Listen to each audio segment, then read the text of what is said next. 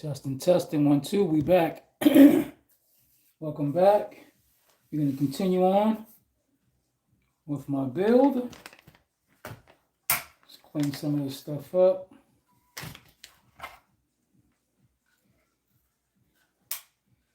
Got magnets everywhere.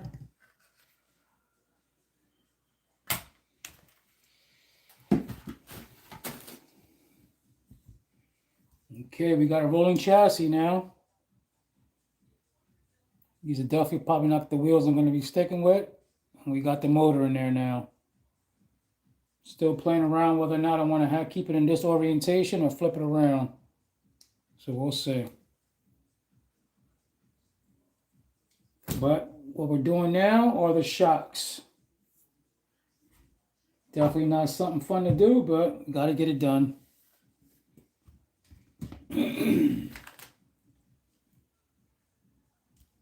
We got one done already. And I actually have 20 weight inside there. And these are the big bores. And I opened them up and they definitely have oil inside of them. So that's something good to know. The 39 millimeter Enduras, I've never seen oil inside of those. So yeah, this is my first time setting these up. So hopefully I get these right. And we got to set up the pivot balls right. So I'm going to go with this big pivot ball at the bottom. And then we're going to put the other ones up top and see how that goes. So let's see.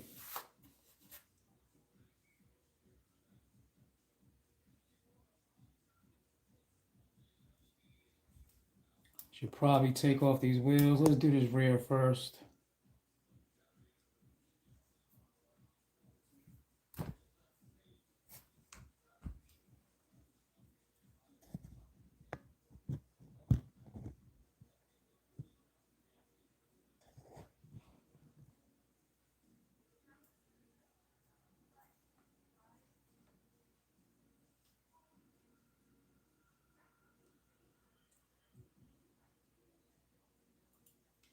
Definitely need that one down at the bottom.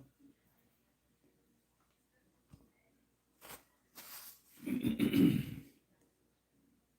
grab an 8. What's that? 5.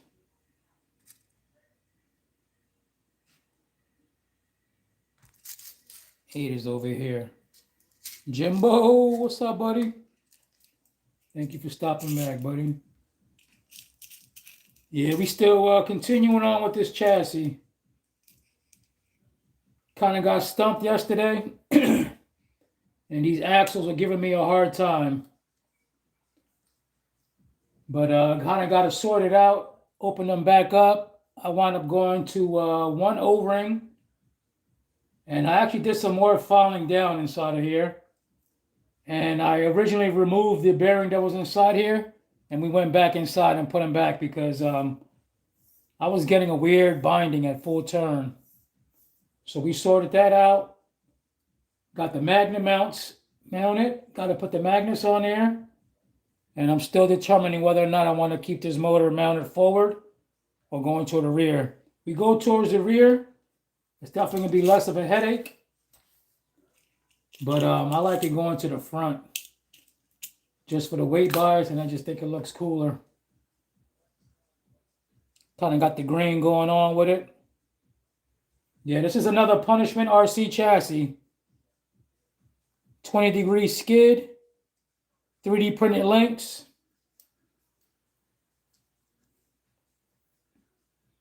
Yeah. It's funny too because it seems like he changed up his design from his previous magnet mount, which I have right here. And it seems like now my magnets, the ones size that I have, are not fitting inside there. But I do have a smaller size that fit in there. So I may just put the smaller ones inside here for now. And then put the bigger magnet on top of on the body. But yeah, this is his, where is it at?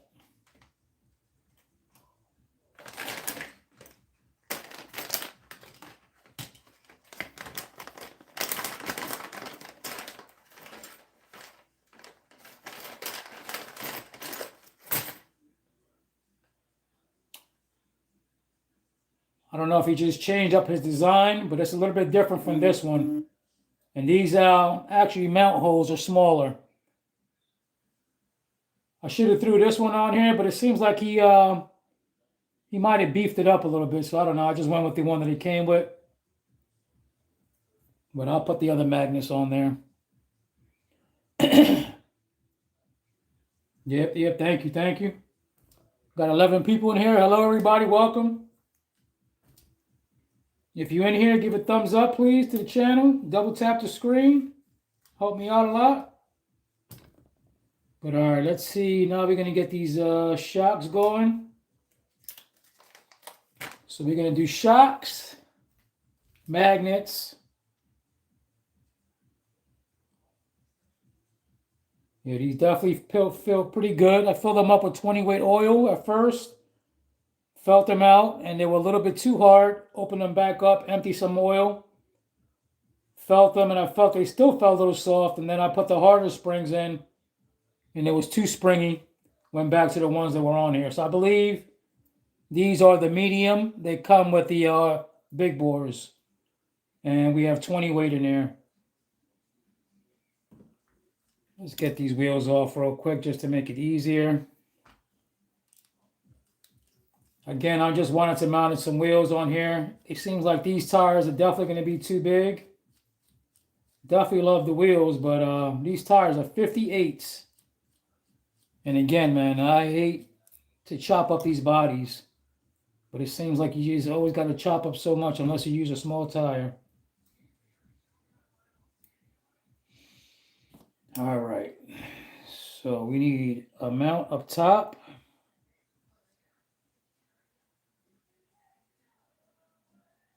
What you got going on, Jimbo? Anything?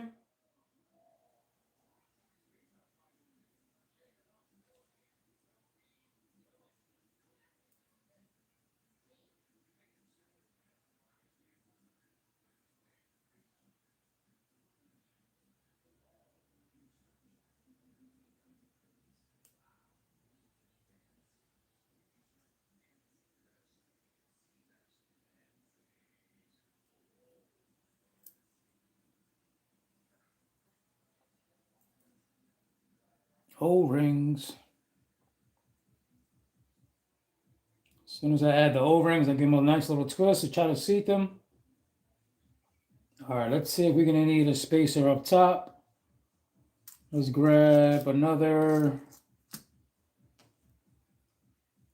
5mm. Let's see if the 5mm is long enough. May not be, though. No, definitely not 5. We got to grab an 8.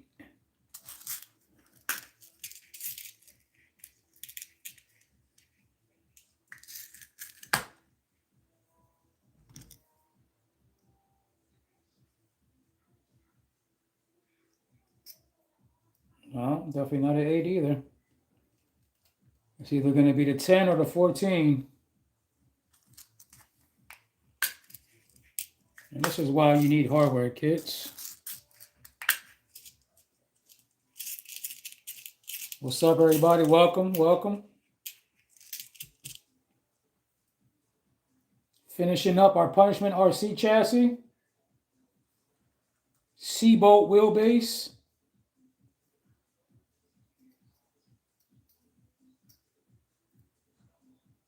Man, looks like we need the good old 14.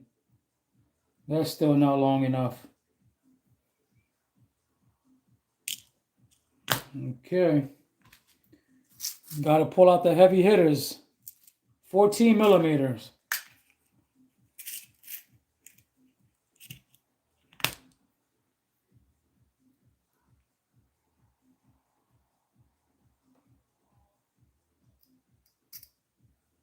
There we go.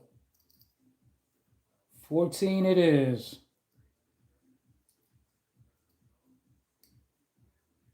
Man, I've never needed a 14 for this bottom SEX shot. No. It's probably because of this perch that goes through it, this pivot ball.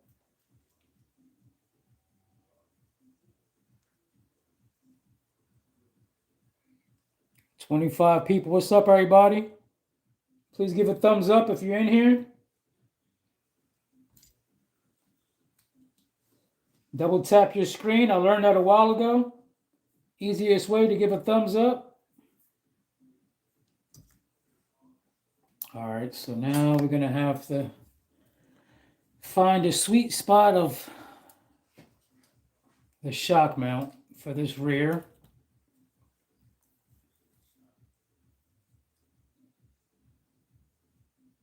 We're definitely not going to use any of those. It's going to have to be one of these down over here.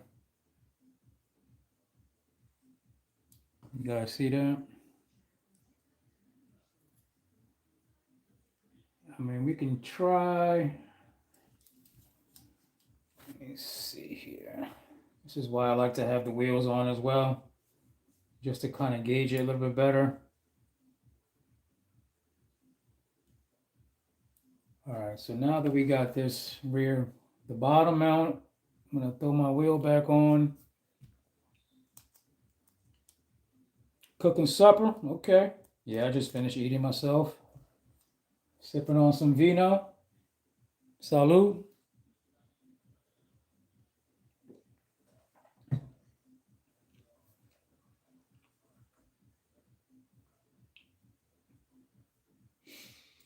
All right. Man, I love me some Trail wheels. I know you do too, Jimbo. I love how they have the interchangeable offsets. It's probably the perfect rims out there. Easy to mount. So right now I have these rims set up. The rear, they're staggered.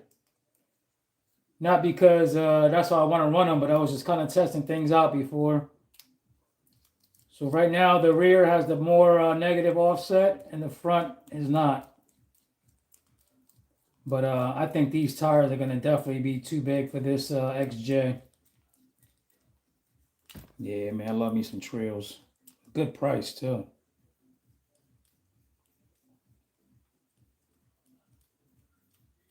$30, $10 more than everybody else. Why does this feel weird?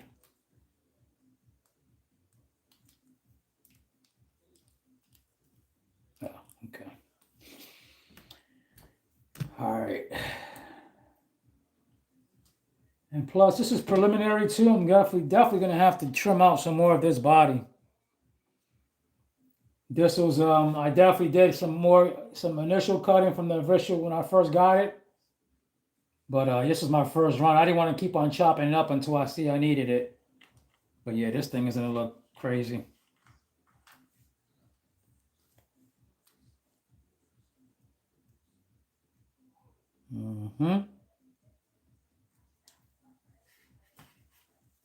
What's on the menu, Jimbo? I had me some steak and fries. Some cube steak.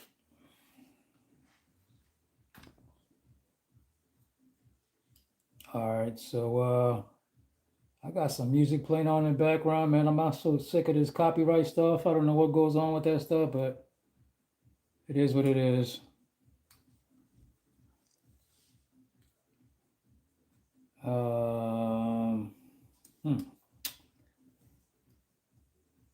Y'all see that?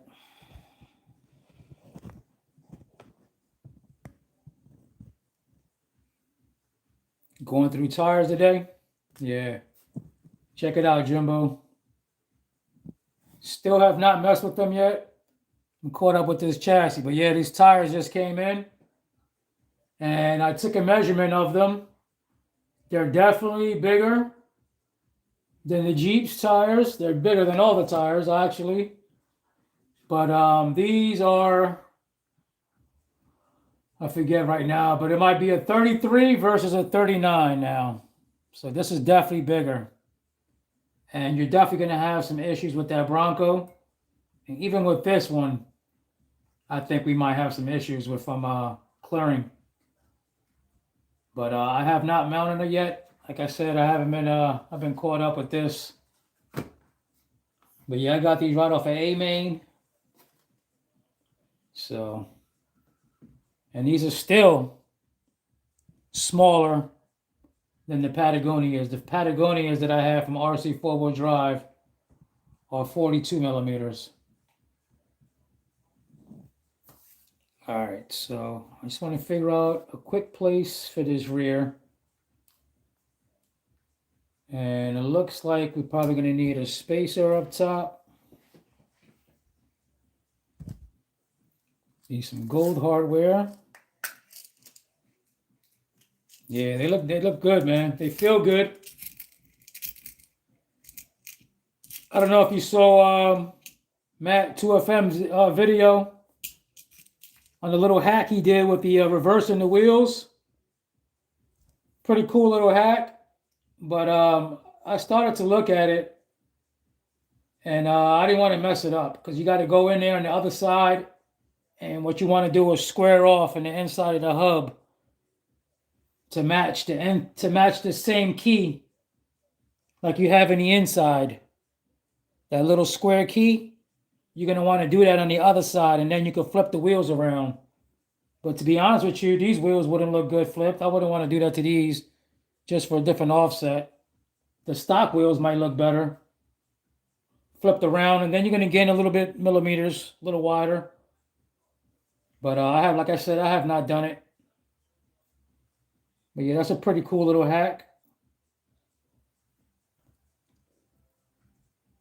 All right, Jimbo. Buen provecho, man. Enjoy.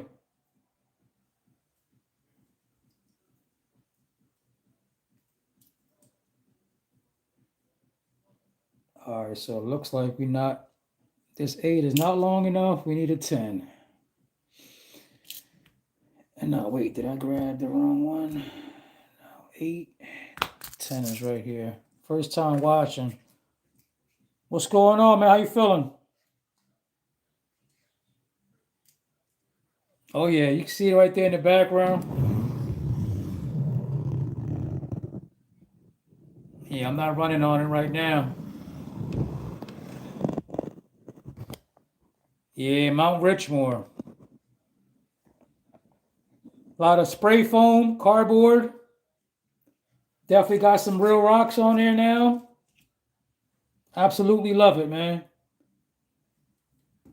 It's the best thing you could do indoors is get a little crawling course, whatever setup you have. But all right, so we need a 10. Let's get the 10 millimeter. Thank you, thank you.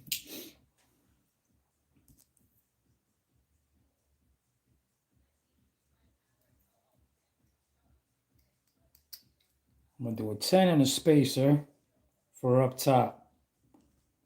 Let's do 10 and a small spacer.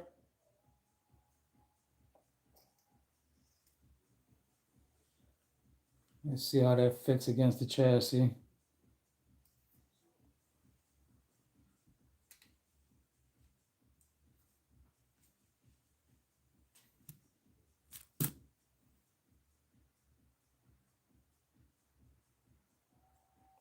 Whatever position you put your shock in, you always want to make sure you're going to get full compression.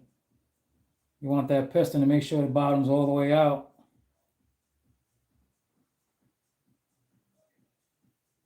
Yeah, to be honest with you, man, I've just been into crawling now for about over a year. I got my very first crawler October 21st, 2024, right? Yeah, we're in 25 now. And right after that, that's when matter of fact, before I even bought my first crawler, I already started building stuff out of cardboard. And made my first modular piece. And before you know it, 2 more modular pieces came up after that. And then I made the decision to go build it on a table. And once I built it on a table, it was on after that. I was able to expand it bigger, have more flow.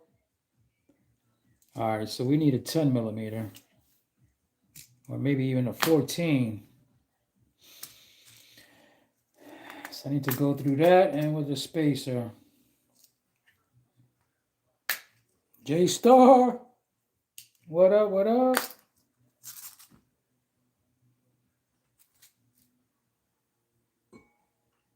Salute.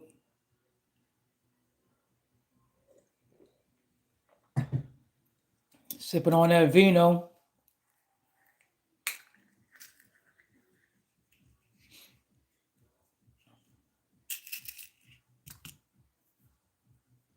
Got some music on in the background, but hopefully I don't get copyrighted.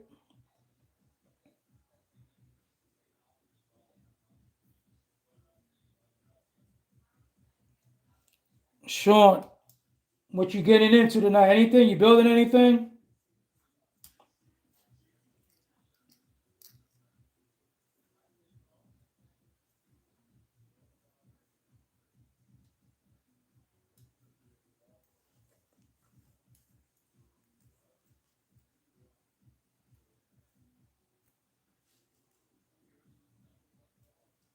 Why did I get a 10? I don't think I need a 10. 8 should be good. We got 82 people in here. I don't see no thumbs up. Can you guys please give a thumbs up to the channel? Just double tap your screen. It'll help me out a lot. Let me know you guys are alive, not just creeping.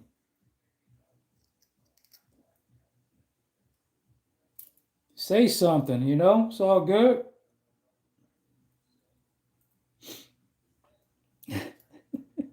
$94 people. No bills right now. Watching you on the bills. I hear you. Appreciate you. All right, so we need a 10 millimeter. Let's go with the 10. Starting to play a guessing game now with these screws. What's up? What's up? Yeah, I can't bite through the screen, man. Say what's up to everybody.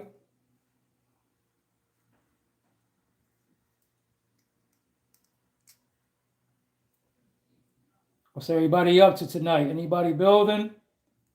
Anybody wrenching? Anybody crawling? I know the weather's getting nasty out. Definitely got some snow out here in PA.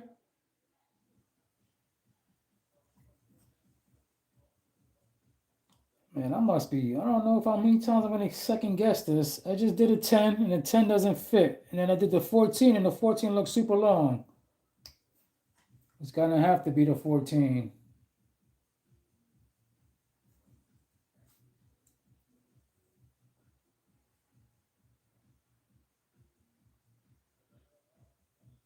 Okay. I hear you.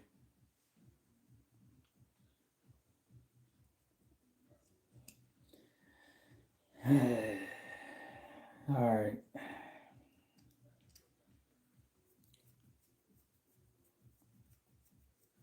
$3D printed frames. My very first experience on a 3D printed frame was not good. I had it replaced and then the other one broke. After that, I kind of went to carbon fiber. I just recently went back to another 3D printing frame that I found on eBay. After reading his description saying that it was 100% infill, whatever.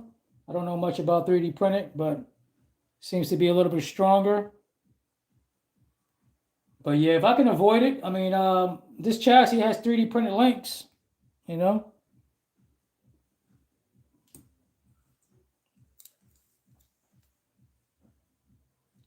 .3D printed links, carbon fiber rails. He also makes carbon fiber links as well, which we have right here. These are carbon fiber.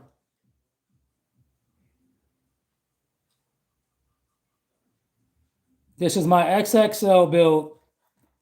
This is cut to 160 millimeter. The lengths are different. So it's not the Gladiator length.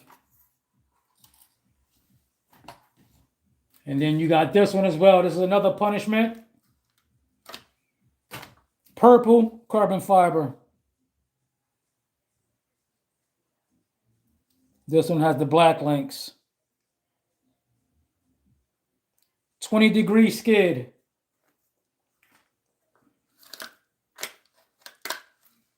And all my chassis that I build, I like to build them so I can rock multiple bodies on them.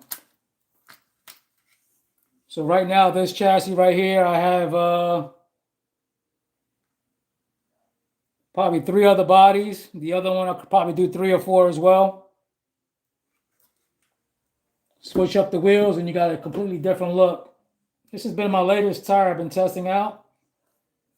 OGRCs 54 by 19. Got them on Amazon. And man, these things are pretty good, man. I might have to grab another set. It looks like your fake Hyrax. And I love the width of them. These are 19s. So we're not getting a whole lot of scrub radius in here. Yeah, these might be my new tire, man. I don't know. I'm probably gonna have to test out this body with these.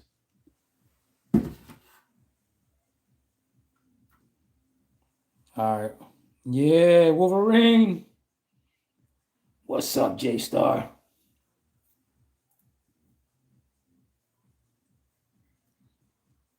Logan said, what's up? All right, so we need a 14 millimeter. Yeah, very scale. Thank you, man. I didn't start out as a scale type person, man, but as I slowly got into the crawling hobby, I definitely I do like the scale stuff, you know. Definitely looks cool. Adding drivers definitely looks cool. This is my very first driver.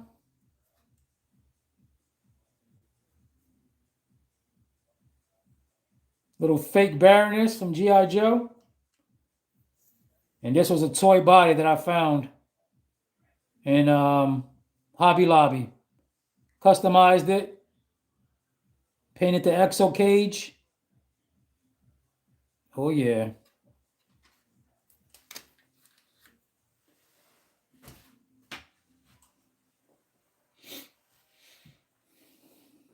Yeah, I like doing the customized paint jobs.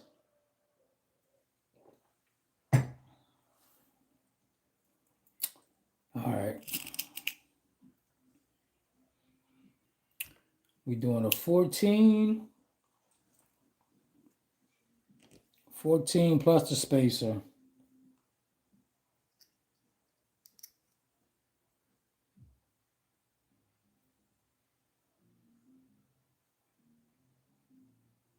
What's up, everybody? Welcome. Welcome to RC Channel, RC Richie.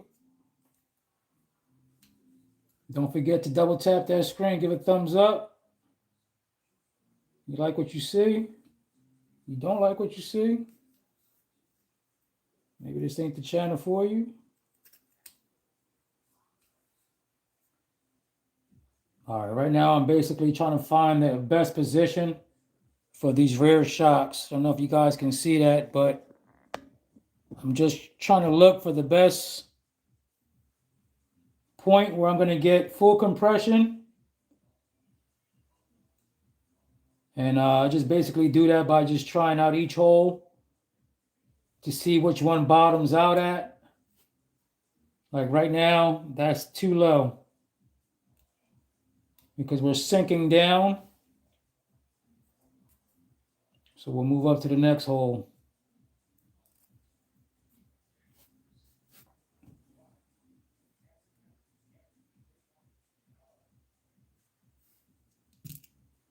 This one might be good. These shocks feel good right here, though. They definitely feel a little spongy. I mean,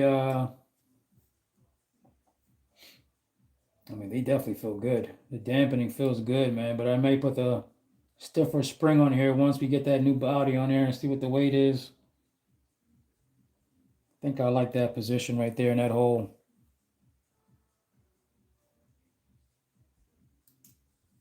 This is going to be C-bolt wheelbase. All right, so I like that. Let's put a nut on there.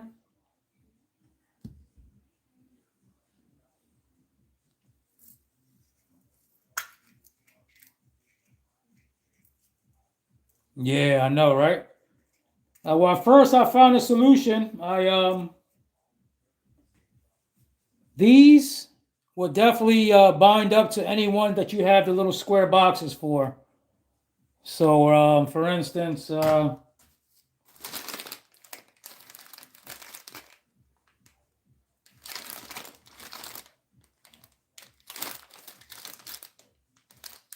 not in here.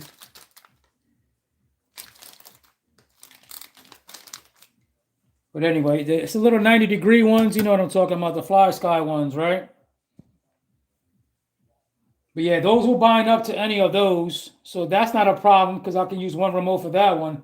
But now when I got the SCX30, that has another remote, you know. But then my go-to is my GT5 though. And the GT5, you know, I have the receivers for that. So far right now, I think I'm on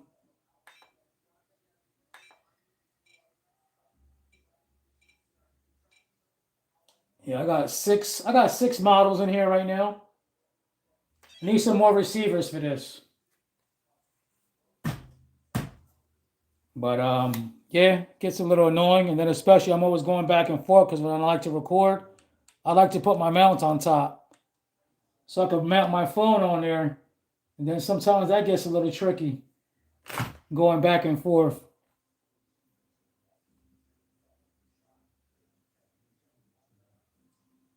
For this build right here, what motor? This is the budget go up RC. You can find them on Amazon, find them on AliExpress. This is now my third one. So I definitely have experience with it now. And it definitely likes to be underdriven versus overdriven. And to be honest with you, man, this is a pretty good budget friendly, budget, you know, brushless setup. This last one I got from AliExpress. I think the other ones I might have got from, I might have got two from AliExpress, one from Amazon. I think this one was less than 30 bucks. And this thing crawls very slow.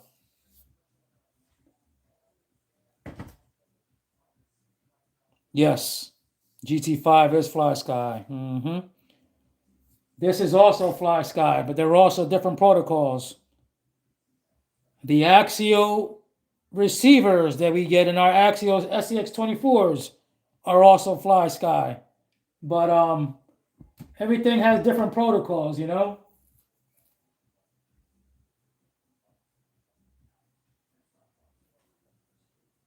All right, we need a nut. Yeah, no doubt.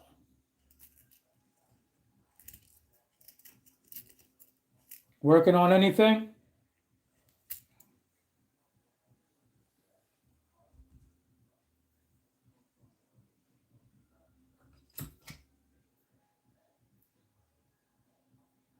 I just picked these up. Another tool for the arsenal. Got these at Hobby Lobby. They definitely help.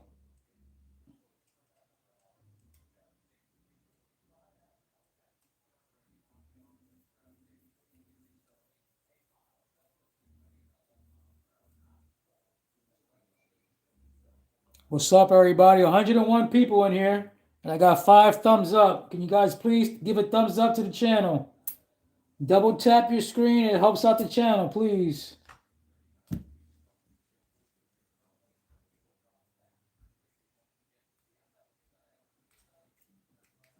Say what's up. All right, there we go. We got one in. And I think that looks pretty good right there. Time to do another shock. All right, we got some oil to fill up. So let's put these springs away because, uh-oh. I just lost one. Sorry. Here we go. 7 thumbs up. Appreciate everybody. Let's keep it coming. Keep it coming. Helps out the algorithm. You guys all know.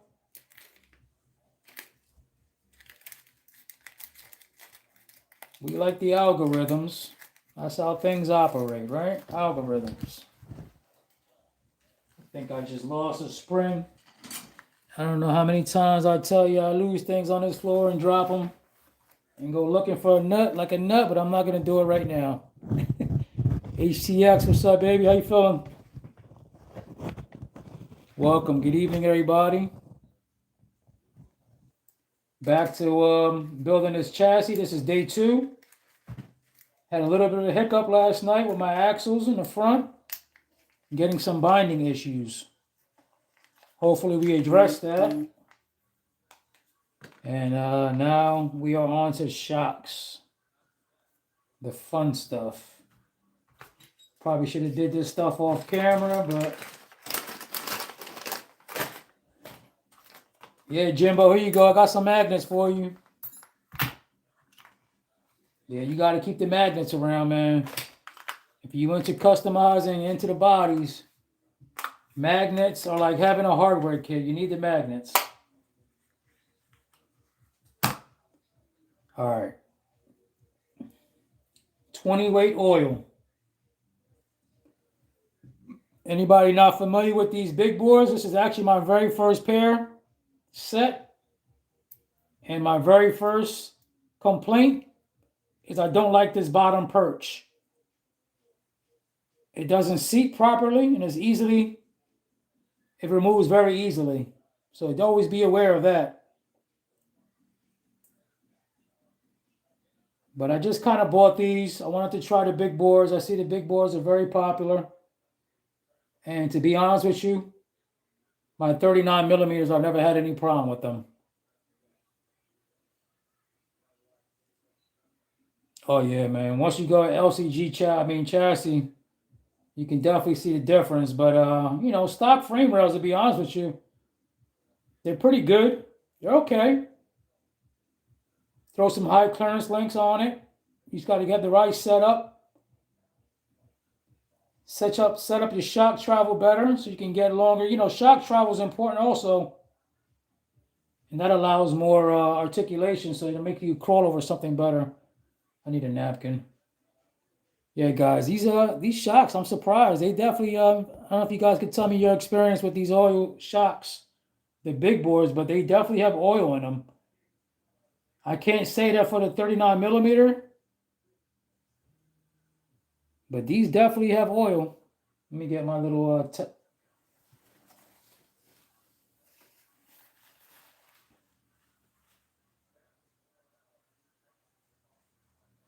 I'm not sure what weight it is, so we just dumping it, and then I'll put in my 20 weight. It's just a better control. What up, Nate? I know you wrenching on something. Now Nate got that stuff. Nate got that printer. Nate got some cool stuff, man. I love Nate's setup too, his rocks.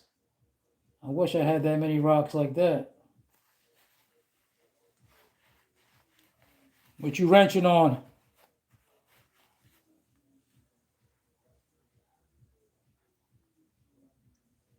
All right, here comes the 20 weight.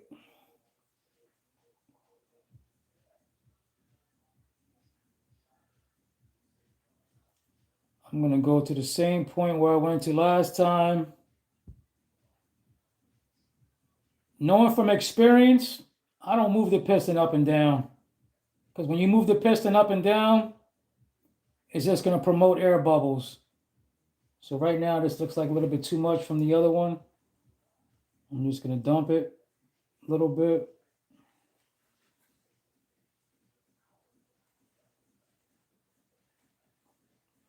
And what I do is I seat the thread on first. Make sure the thread is on. And then as I start to thread it, I'll push up on that piston and get all the air out. And these have a bleeder valve as well. So you can see all the, there it is right there, coming out. And it's always messy. Okay, that's what's up. Hopefully y'all had a good dinner. I know you out there in Missouri, right? St. Louis. I know the weather's getting crazy for everybody right now. We definitely have some snow in the forecast coming.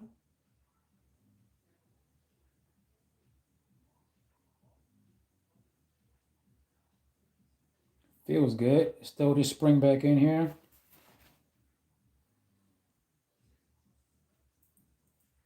$27 degrees. Oh yeah, shit. Yeah, that's brick.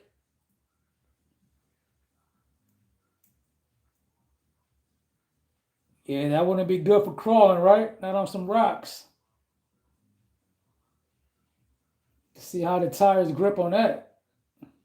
Yeah, that feels good. I love that feeling of some good shocks when it feels good like that.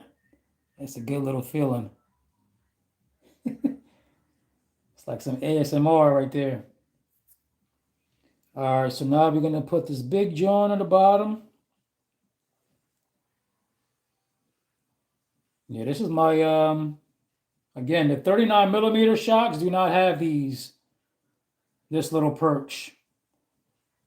I guess it's a little bit different because of the way the big bores is a bigger cylinder, meaning it's going to be pushing away from your chassis rails. So this is why we need standoffs. Not that you guys need a lesson or nothing, but DC, okay. Talking to somebody yesterday from B-More.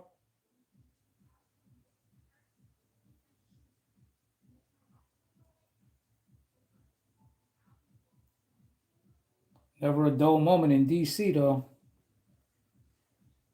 Whoa, Donnie.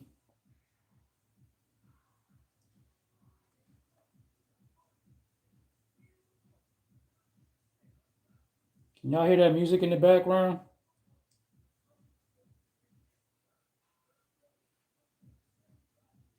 I got some Diplo on. It's kind of low. Hopefully I don't get copyrighted though.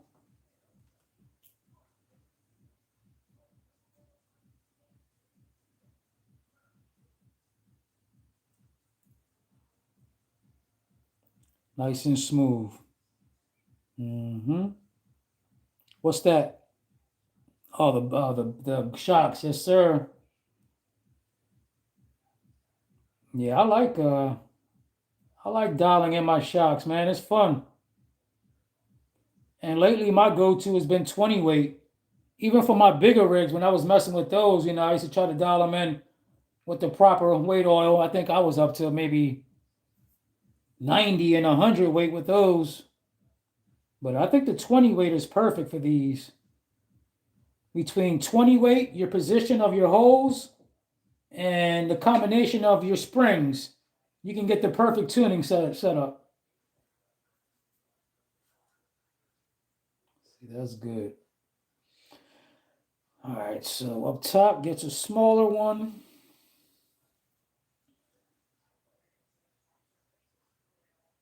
No, not necessarily. You can also control the weight of oil as well. So, for instance, if I was to fill up this whole tube, it'll be even more, springier. So you dump it out. So the 30 weight, you can just put less in there. So I don't necessarily think the 30 weight is heavier. It's a wrong thing. You just cannot again, man. It's all I say, seat of the pants, feel. You just got to get out there and drive, man. See what feels good. And I say that because I have a course here, so I'm able to tune and test and tune.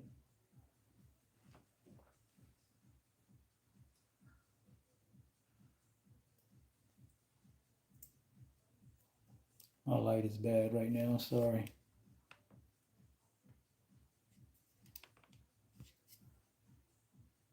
My eyes are getting worse. Hey, okay. I think that my last eye exam, my ophthalmologist, what is it? Ophthalmologist? My eye doctor said my eye vision was not getting any worse. It seemed like it almost improved. And I'm like, yo, I think it's helping out with messing with this stuff. Believe it or not. And dexterity. You got to get better dexterity messing with this shit. This is a tough one. What's going on? Hold on. I'm not applying my mod on. Here we go. Sorry about that. New on the channel. Do you only ride small scales? What's going on? Welcome, welcome. To be honest with you, I was just saying it earlier. I got my first crawler October 21st, 2024, and I have not looked back ever since. I've been addicted ever since. Optometrist, there you go. I know there's two of them. Optometrist and the other one's a doctor, right?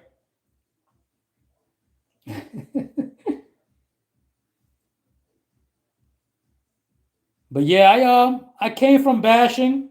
I came from 10th scale and 8th scale. My very first car was an electric car. I used to do a little bit of drifting. TT01 was my very first RC. Still have it. And then Nitro. I used to love the Nitro cars. Nitro was my stuff, man. I love Nitro. But Nitro was annoying because it was just like somebody was always trying to shut you down with Nitro. They just hated the noise. It was annoying. Even now, though, bashing is like, and this is why I fell in love with crawling, because I can do this at home, or even if you're in the woods somewhere crawling on some rocks. Really, nobody's gonna bother you. You know what I mean? Unless you do get some Karen, but still. But anyway, I digress. All right, got another one done, fellas. Ladies and gents, maybe some women here. So let's mount up this front one just so we can get a good ride height. Just so I can go from there. Or should I just have more flow by just filling up the rest of these? Let's do the rest. How about that?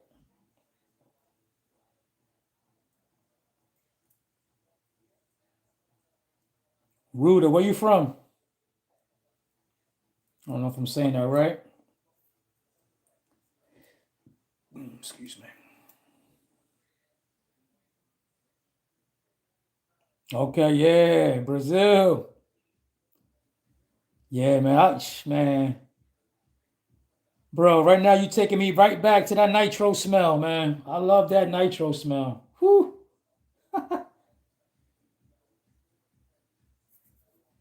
Ain't nothing like it. But tell you what, man, just like anything else, you definitely need to learn how to tune that nitro engine. And I think that was probably the worst part of nitro that people hate it. But if you understand it, it's a simple concept: air and fuel mixture. Air and fuel mixture, so you gotta know what you're doing. You got the little nose, little needle, big needle. Yeah, yeah. I used to love it, man. Especially something that was 2 speed and hearing that joint shift into second speed. Oh man. I don't know if you're familiar with the TC3. That's the kind of stuff I had. I had a TC3. I had an Offna X1. I had a Inferno GT1. And then my last attempt to do, I was building a big block motor inside of my Inferno GT, which was 4.3 horses.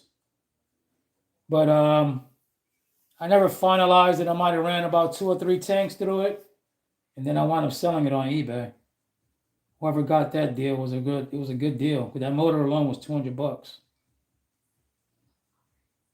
All right, getting sidetracked again. Yeah.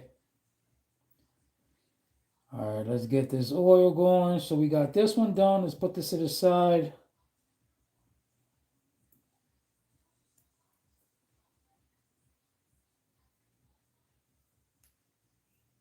Oh yeah, Musions that work. Yeah, I know about that. TC4. Okay. Yeah. Yeah, the GI, the foam tires, Got me some foams right now that I'm sitting on. Foam tires were the shit too, man. Once we learned what tires were the best, why does this keep spinning on me? This just completely opened up at the bottom.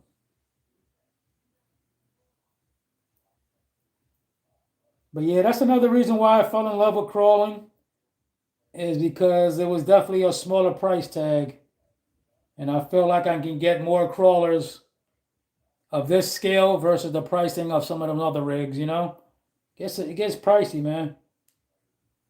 If money was endless, you know, I would be into pretty much, well, not every genre of RCing, but I definitely love this though, man. Can't get enough of it. I think my next thing would be getting into the 1/10 scale. Yeah, okay. Which one did you buy?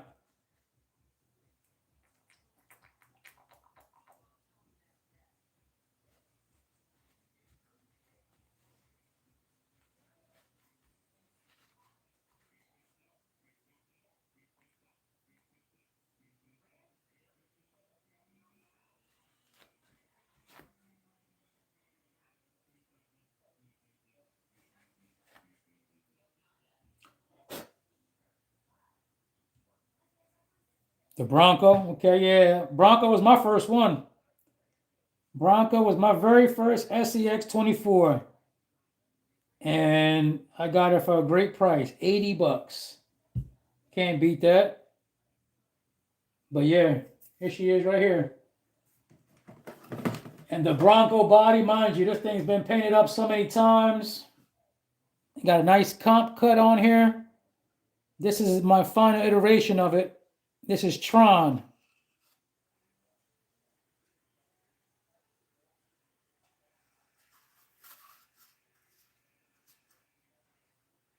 Got the cargo net. Mm-hmm.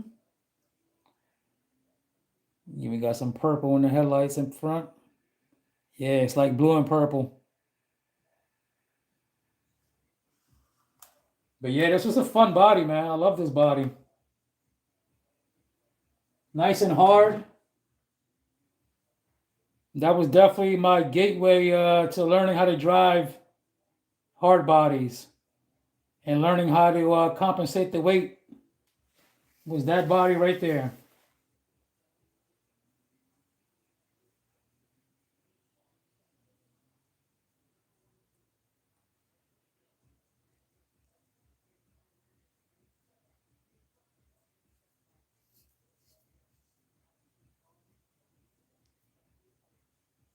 You just picked it up. Did you get anything for it yet? Right now, the very first accessories that you need for SEX 24 right out of the box, what I would get would be tires and wheels. To me, that will give you more enjoyment until you're able to find more money for parts and stuff like that.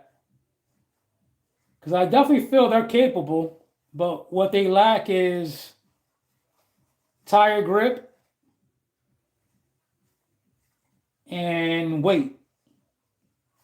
So with a set of wheels and some good tires, I think any XEX 24 out of the box would be able to do lines a little bit more so obviously than a stock one.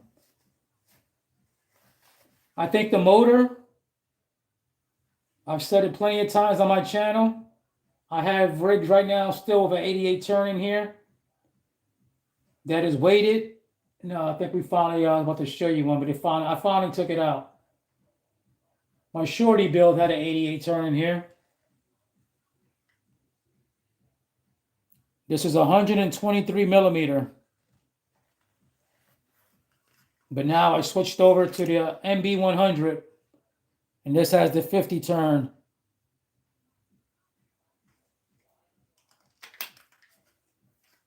This was a model kit body, 3D printed rear. Nice. That's what's up, man. Yeah, I don't have a Gladiator. I never had a Gladiator.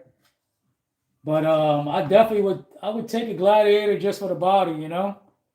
I think it's cool. But now this is my Gladiator. So this is 160 millimeter. What's up, Bucket? Walks in with a spray can, crawling people everywhere. Howdy. What's up, buddy? I see the SEX 30 videos on your course, man. That thing is right at home on there.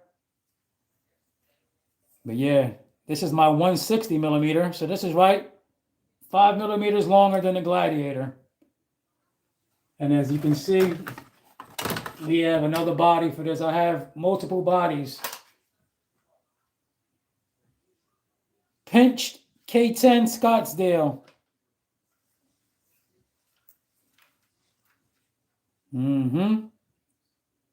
This is my Mount Richmore recovery vehicle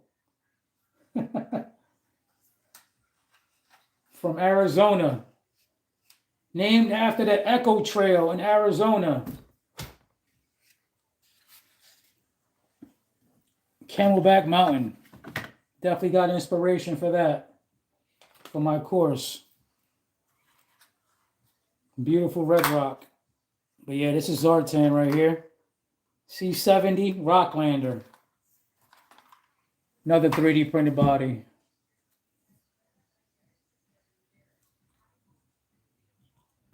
All right, where were we? We are doing shucks.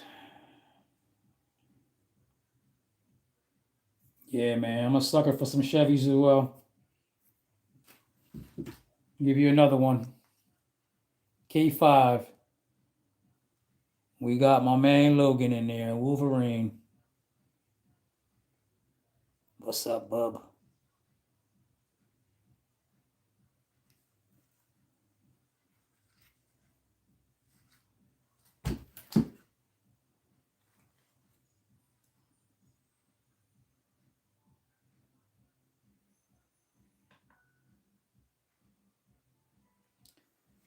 This one feels a little weird. I may release some air. Let's see what it feels like with the spring in here, though.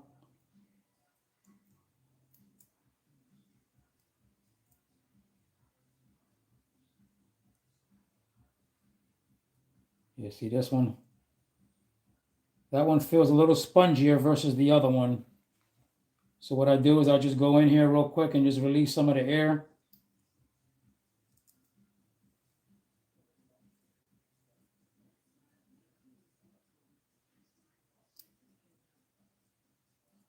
Oh yeah. Definitely some more came out.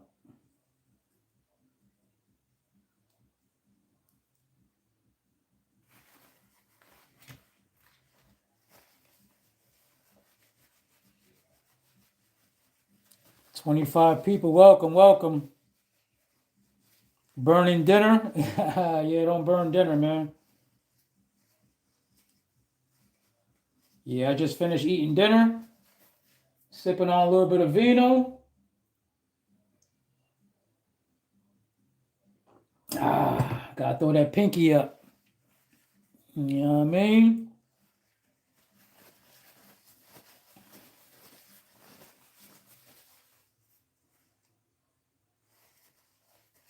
Yo, Bucket. Check out the tires for the SEX 30. Got these from A-Main. They came in today. I still have not tried them, but they're definitely bigger than the ones that come on the JLU. But it seems like we may have rubbing issues with these once we put these bad boys on. But they're nice. I sized them up. Seems like these are 39 millimeters versus the stock are 33.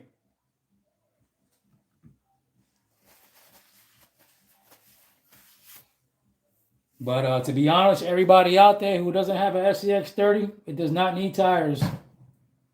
The tires are fine.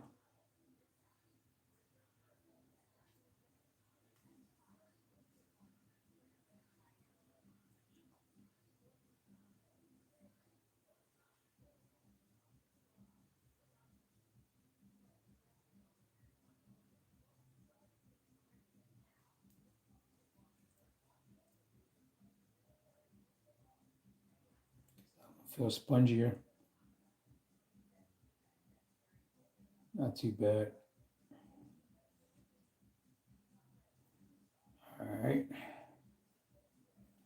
Last one. 24 people in here. What's up, everybody? Good evening. What's everybody up to? Say what's up. Don't forget to double tap the screen. Give a thumbs up. We are doing some wrenching tonight. Today is day 2 of building this Punishment RC chassis.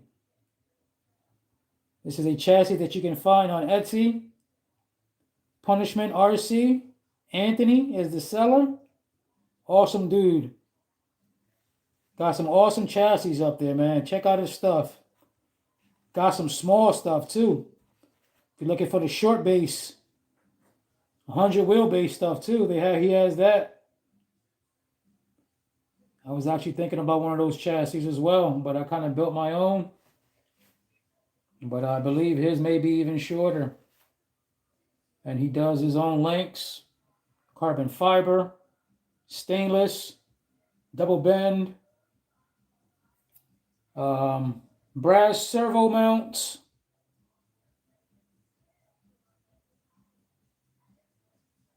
Okay. It's almost easy. What's up, man?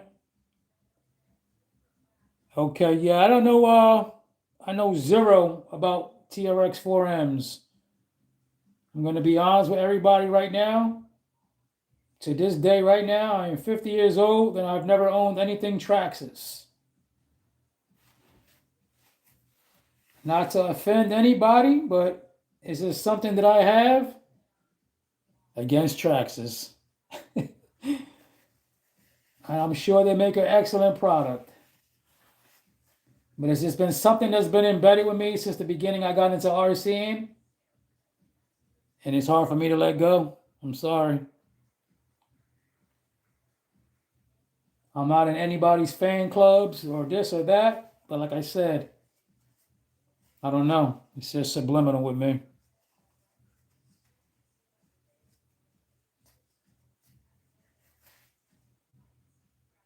But getting back to that, man, yo, they got some sick bodies, man. Their bodies look very scale. I love the Defender. That Defender looks sick. Definitely not the Bronco, man. I'm so sick of Broncos. Can we get a new Bronco, Ford? Like, when are they going to redesign a new Bronco? Yeah, like I said, whatever. But to be honest with you, man, I keep everybody seeing, and the clones are popping up. The TRX4 clone, like I would get a clone before the real one.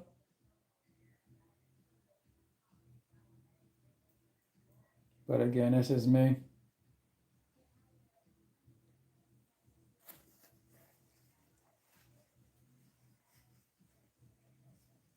Yeah, I'm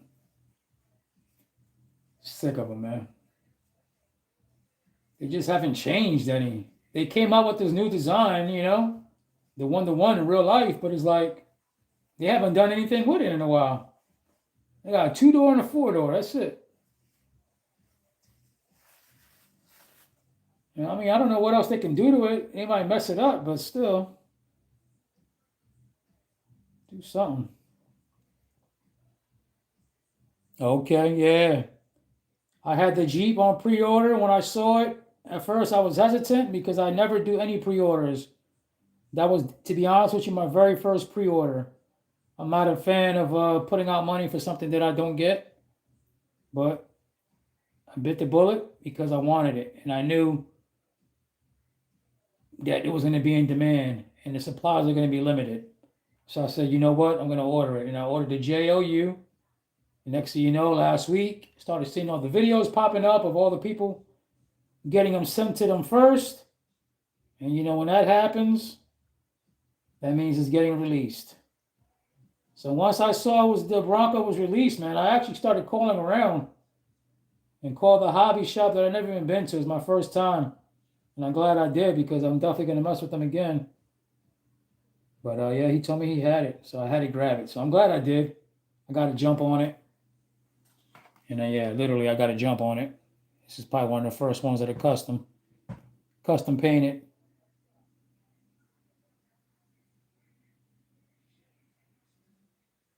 This is Pebbles from the Flintstones. Going with the Pebbles and Bam Bam. But yeah, I see that Fiorite came out. But I got the V2 in this. V2 ESC from the Axial. And this thing crawls even slower than the stock one does. And it's less whine. I love this ESC. I said, let me try it in this and see if it helps it. And it actually helped it. And I can actually crawl this thing even slower, man. This thing is sick. I have 20 weight in this as well. You go with the JOU though. But yeah, this thing, man, is sick, man. They hit a home run out the park with the details. See, I got the painted lights. Yeah, this thing's a lot of fun. I know a lot of people are hating on it, man, but to each his own.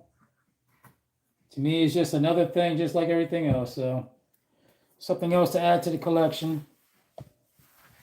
Doesn't mean you need to turn into an SCX30 fanboy, but all right. Running my mouth. Getting sidetracked. Turds, what up, man?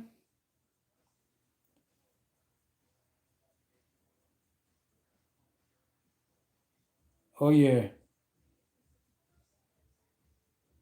Mount Richmore. You guys never saw it for the first time? Yeah, there might be some new people here. I'll show you guys real quick. Yeah, this is Mount Richmore.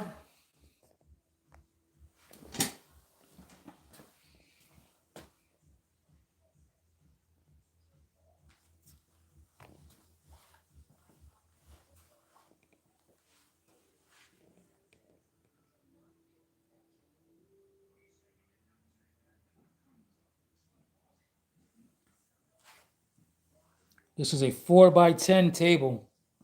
Plenty of crawling to do on here.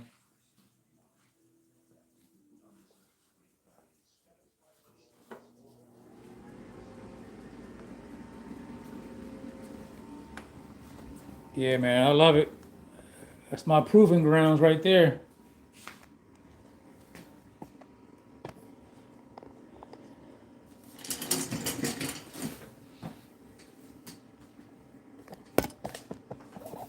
Let's plug this phone back up.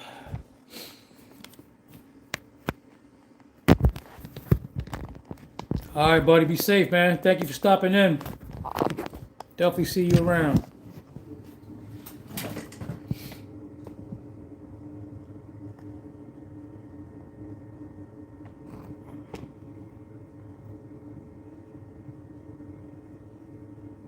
Okay.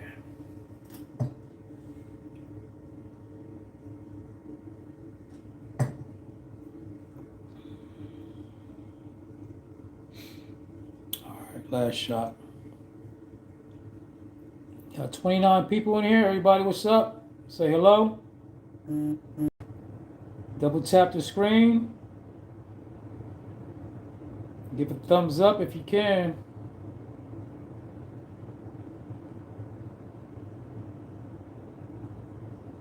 We are working on a chassis. This is day 2. Almost done. Had a little bit of hiccup yesterday with my shocks, with my axles. This is my last shock that we filling up with 20 weight. These are the Endura big bores with the brass purchase at the bottom.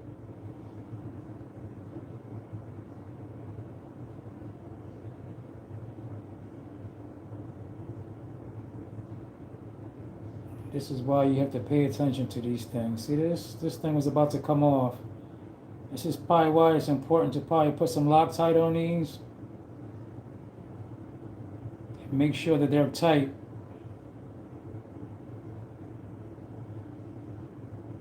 All the shocks don't have that.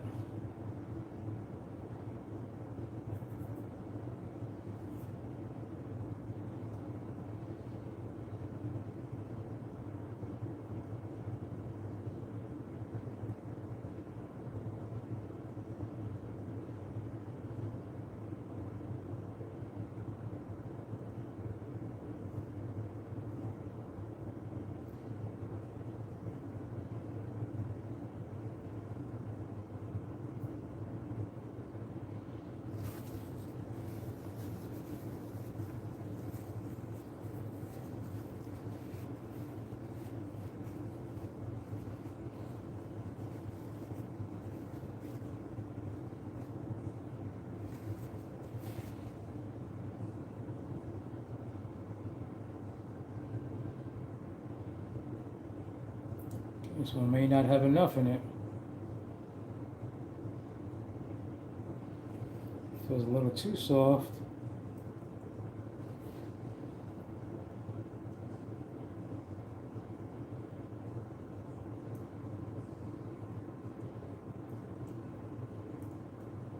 Yeah, my favorite one. My favorite one is my gateway crawler, my very first crawler, which is my FX 118. This is the one that started it all for me. It means the most to me because, you know. But yeah, this is an FX 118 that was upgraded. This is not how it comes originally, but this is the upgraded chassis. This is all V3 right now. But yeah, this thing's a beast. And the CR18 platform, the only negatives it has to me is the transmission slot that it has in here. But I did a hack on that as well to kind of take away some of that. But yeah, definitely, if I had to say my favorite, it's because I'm just biased. This is my very first one. And I had an awesome brushless system in here. It's got the Furatech. But I definitely love my XCX24s as well. It's kind of hard to say, man. These, I love them sometimes just for the bodies alone, you know, with these builds. Each one gets better and better, though, you know. Slimer, SRT Crawlhawk. Yeah, so it's just, I guess it's definitely been my favorite chassis, man, these chassis. So this one's going to be cool, too, because this one's going to be a C-boat wheelbase. And I really haven't driven C-boat. I built the C-boat around here. I kind of took it apart already. It's around here somewhere. But, yeah, this is going to be a more dialed-in C-boat. The Jeep SRT. Yeah, this is Etsy right here, man. Skill switch. This thing is sick. And obviously, you see how much I had to chop off. We pretty much had the whole front dam in the front. Wheel arches were a lot smaller a little bit. Got the cutouts for the tail. Yeah, man. Oh, no, he has some sick prints. Check him out. Skill switch on Etsy. He's got tons of bodies, bro. Oh, yeah, very nice print. And he got all different sizes. So this was for the deadbolt. So about 134, 135, 133, whatever. This one came from Etsy as well. Pinched K10. And this one also, he sized up for me. This one was sized up to 160 millimeter instead of the 155.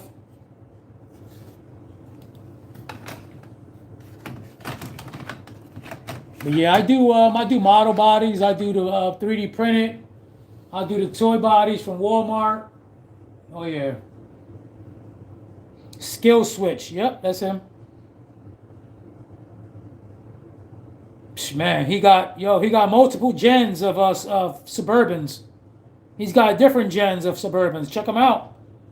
And he'll give you the windows with it. Matter of fact, here goes some clear windows still that I have. So he'll give you either dark or tinted windows with it. And his prints are flawless, bro. See, I still got some that I'm using for the Cherokee. This one was 3D printed. I got this one from eBay. 72K5. This guy right here was eBay.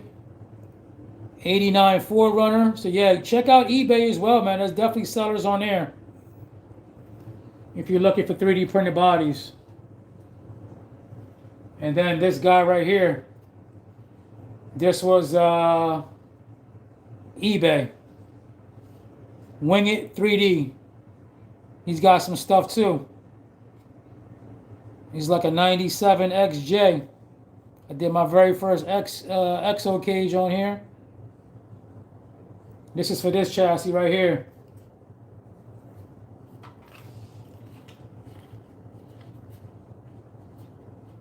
Still got to dial it in. We still got to do some more chopping, I'm sure. But yeah.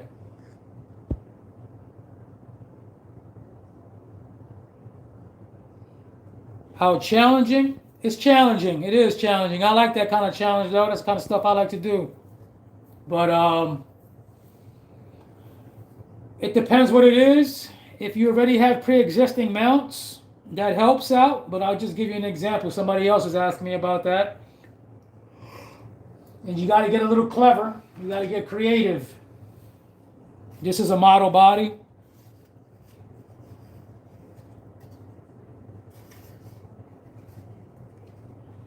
Well, look at the popsicle sticks that are built up inside there to create volume and lift to meet up with your magnet points. Yo, muchachos, what's up, B? You see what I'm saying? So you're going to have to think of things to create volume, to create that lift to meet your magnet points. So my suggestion is, whatever you're trying to mount, is create your magnets first on your chassis. And then from there, you're going to have to eye it up. So for instance, right here, this doesn't have any magnets yet, right? So right now I still don't have the proper ride height. But once I have my ride height, what I'm going to do is I'm going to eye this body up, and I'm going to figure out exactly where I'm going to be mounting my mounts at. So this rear back here is going to have to get a deck built because I need to meet this point right here. So that's probably when I'm going to have to build either a popsicle stick going across here, styrene. You can do stuff like that, you know what I mean? But popsicle stick is definitely an easy go-to. They're cheaper than styrene, and you can trim them down and, cut them.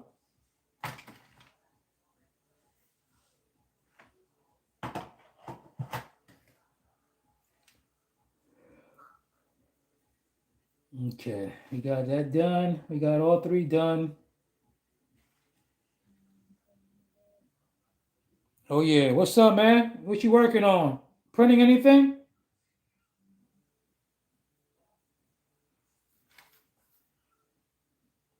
Yeah, I keep talking about, everybody keeps talking about 3D printers in here, man. That might be my next purchase.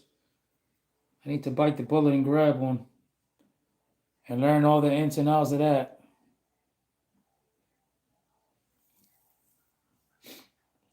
All right, let's get these mounts on here.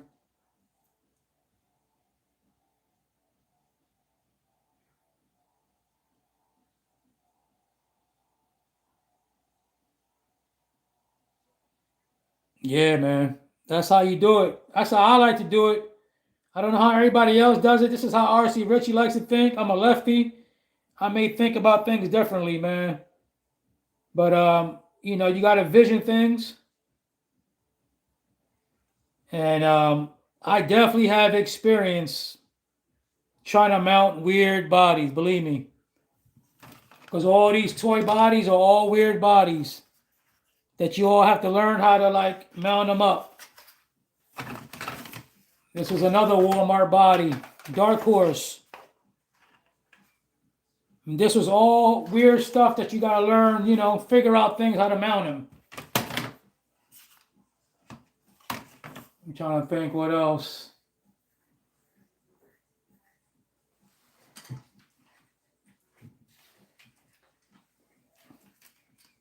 This was another toy body. Found this one, Hobby Lobby. Same thing. There you go. Look at the popsicle sticks they had to create some volume. So we have thickness over here to meet up and create that lift. Because without that, that means the body will sink down lower.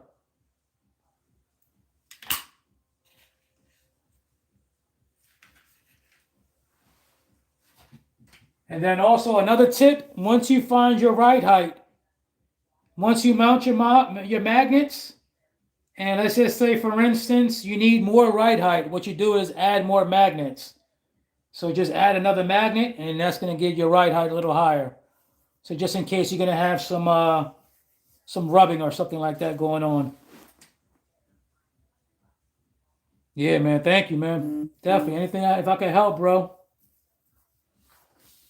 Yeah, I love the challenging stuff like that, you know? Like I love the model bodies. I love going down in Walmart and grabbing those toy bodies and trying to make them fit.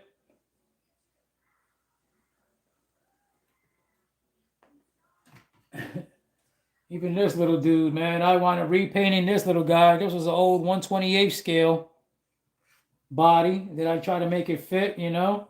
Repainted it. And like painting bodies also, man, it'll make a body just look that much different, you know? It'll go a long way. Painting anything will make it go a long way.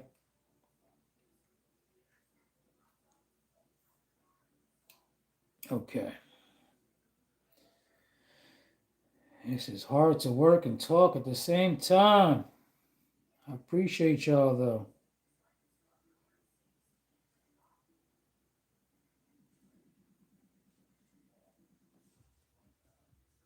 Um, I've been grabbing whatever kind of paint, but to be honest with you, if you really want to get into paint and good paints, you want to get some good spray paints because the good spray paints are going to dry faster, and that's why I don't have patience at. So I use stuff from Walmart. I've used Krylon and all that kind of stuff. But if you can get the hobby grade stuff, it's definitely better. I need to source some of that stuff out, but I'm just sitting on a bunch of spray paints that I've picked up from Walmart, Lowe's, Home Depot. I tend to stay away from the gloss paints. Pick the matte colors. I mean, unless you want the gloss paint. Definitely pick you up some sandpaper so you can wet sand it.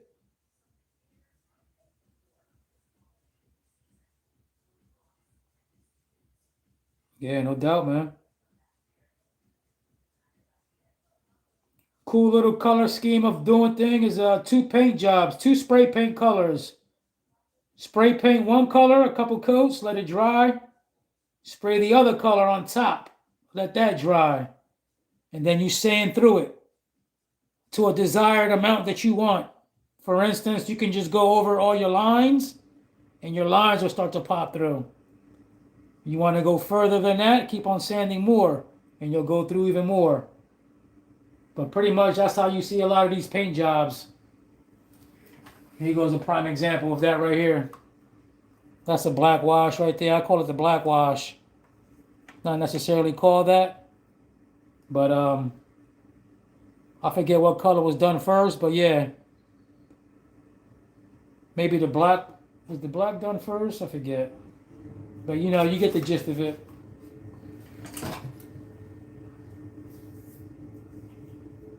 Yeah, that's carnage right there. Yeah, I love that. That's my go-to, man. But then, I even got a little custom 18 van that I stenciled out. Had to tape all this out. This was a little tricky. That was hard, though. And believe it or not, this van was yellow before. Yeah, man. So just because they are all ready to run bodies, man, doesn't mean you can't paint them up. That's one thing I like to do is paint my stuff up to look different. Because what's my video gonna look like everybody else's, Yeah. I had to throw the bullet holes in there, man. That damn Colonel Decker always got the A team on the run.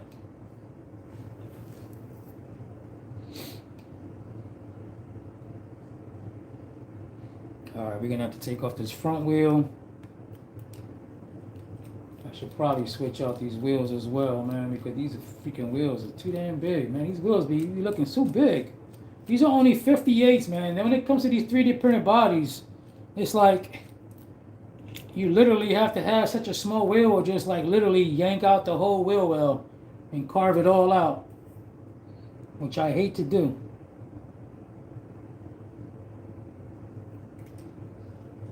Excuse me.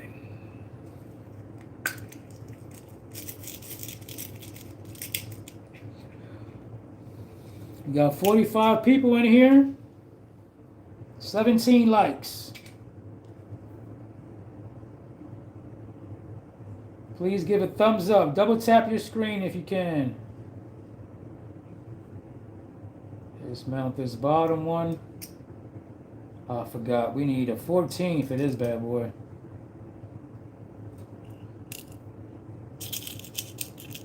That's why we need a tool kit. You need the tools. You need the screws. This LGRP kit is clutch. Over a year, man. October 21st is the very first time I got my FX 118. 2024. So I just made a year a little bit ago. Not to mention the channel as well. I just started the channel.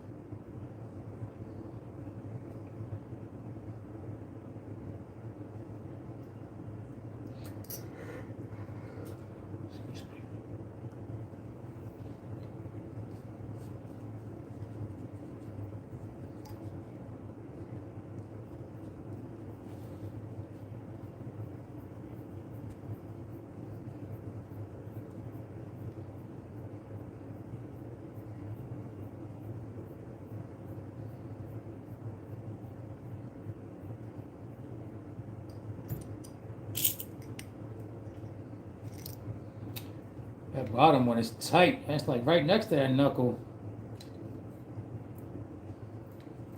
Uh-oh.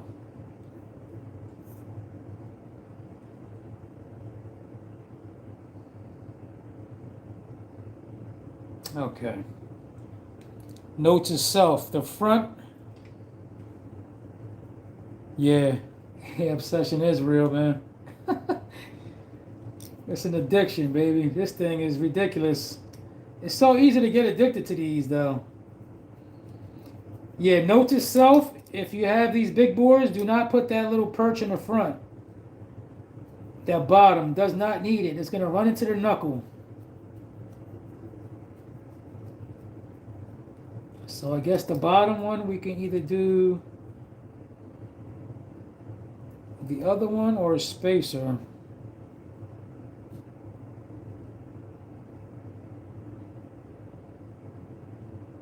Jason Earl, what's up, man?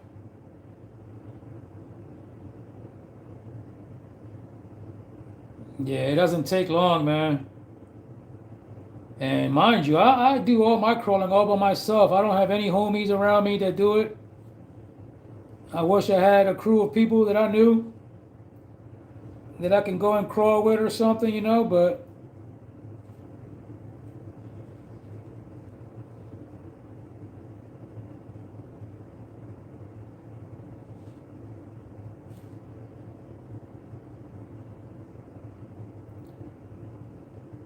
first crawler with integrity.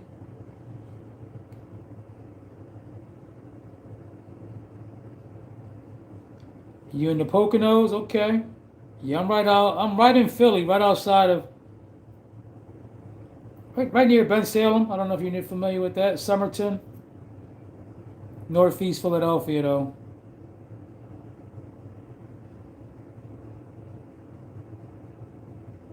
Yeah, I mean I go alone all the time anyway. I'm an introverted type person.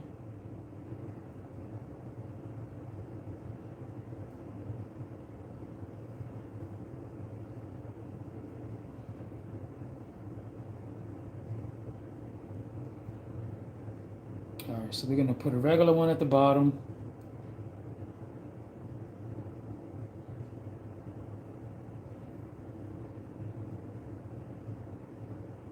Oh, okay, yeah, it's right across the bridge. I'm right, yeah, put it in perspective. I'm right near the Tacony Palmyra.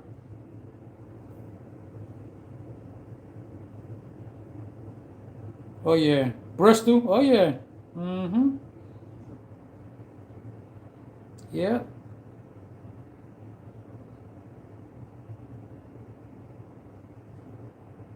Yeah, that's the next county over for me. It's Bucks County.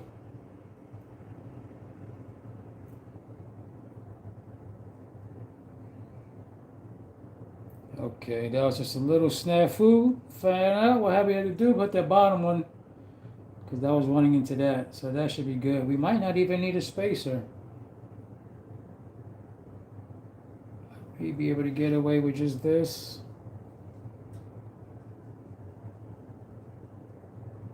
Yeah, let's try that. No spacer at the bottom.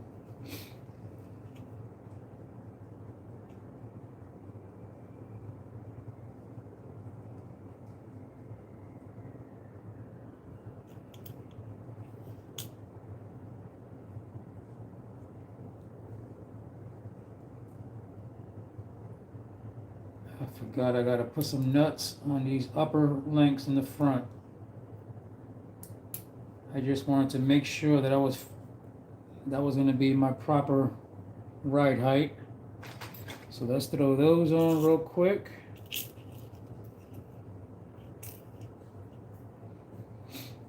Okay, now we matching up the numbers. We got 22 people, 20 thumbs up.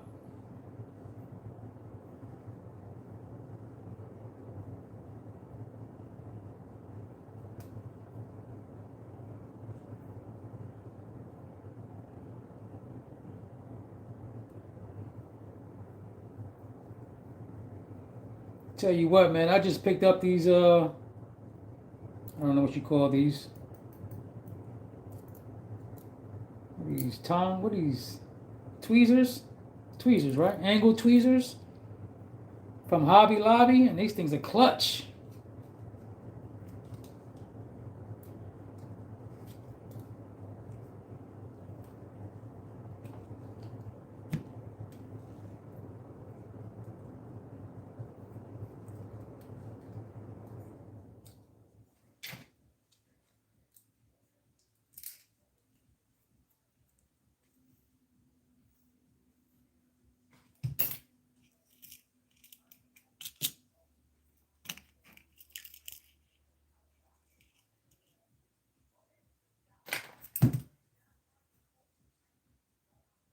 Yeah, I love to work on them though, man. That's my favorite thing. I love wrenching, and that's another reason why I guess I love the crawling is because I don't know. I just feel like you work on these more than I feel like in some of the other ones in the hobbies. I guess I don't know.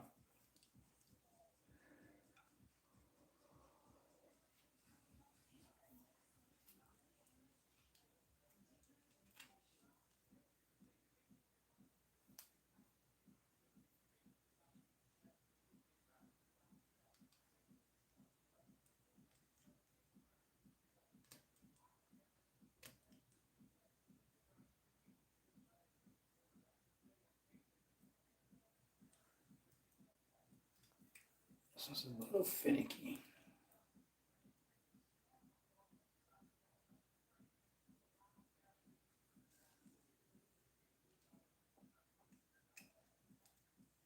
I went ahead and put the motor in because I wanted to get a fitting. Now this damn thing's in my way.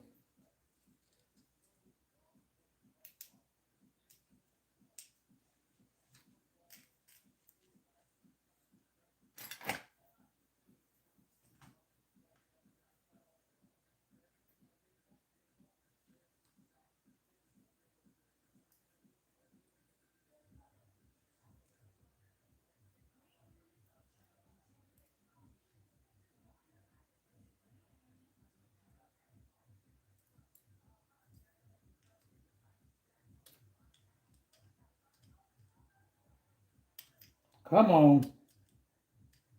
Probably should have moved the slider, but I'm just trying to squeeze my M&P in here. I just need a little bit.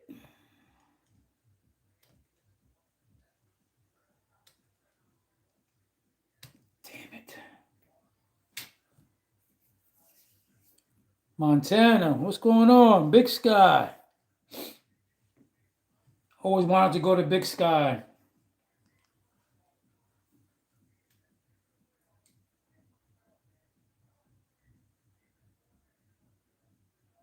Yeah, this is my first set of big boards. I was just talking about that. Whether we need the big boards or not, man. But they're definitely sweet. I have yet to use them. I'll let you know. But I love my 39 millimeters. All these have 39s. I got 39 millimeters in all those. I've even heard good things from the RC Lions, and they're a little bit cheaper. And I noticed the RC Lions, they also offer different sizes, like your stock size. Maybe they might do like a 33, a 35, 38.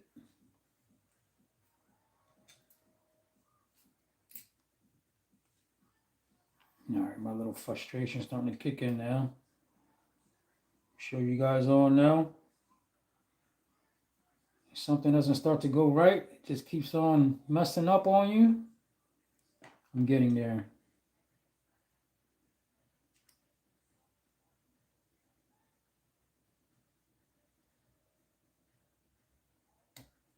It's my own fault because I'm trying to squeeze in this freaking.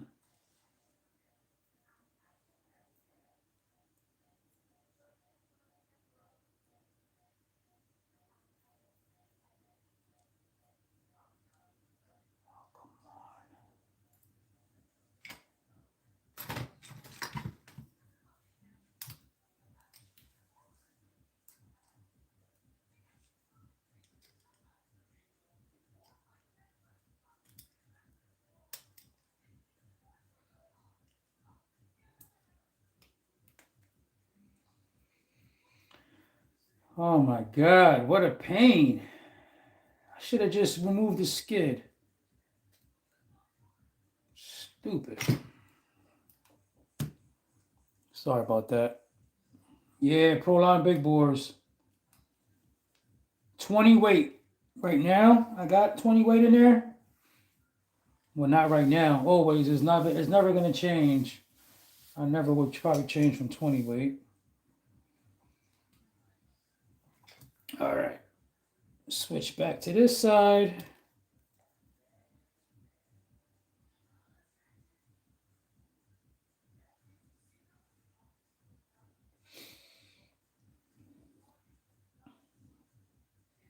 Yeah, I do the 20 weight.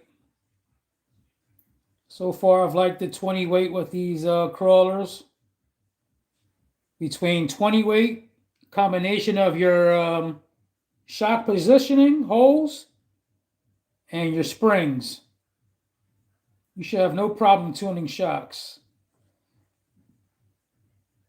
I don't understand everybody that runs them without, springs and all that kind of stuff. I just never got used to doing them like that. I just rather dial them in.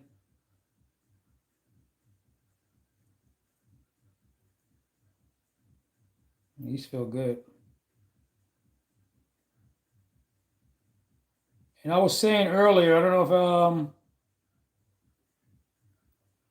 if you run your shocks upside down, but I was saying like after the fact when I got these, I like to run my shocks upside down.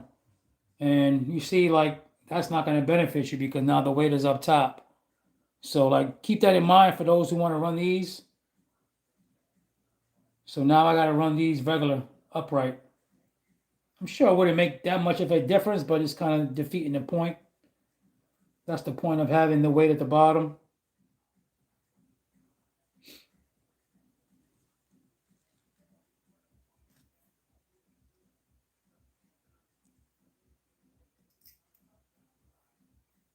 But I guess you could do the other ones like that then. The normal ones you can do it, right? Because it doesn't have the brass at the bottom.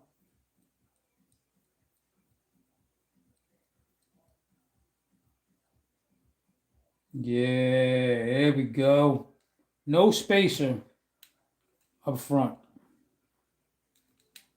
That looks clean. Got the gold hardware on here. And then now we need to figure out a good spot. All right, so now that I'm looking, the bottom may need a spacer. Okay, this is gonna kick me out this way.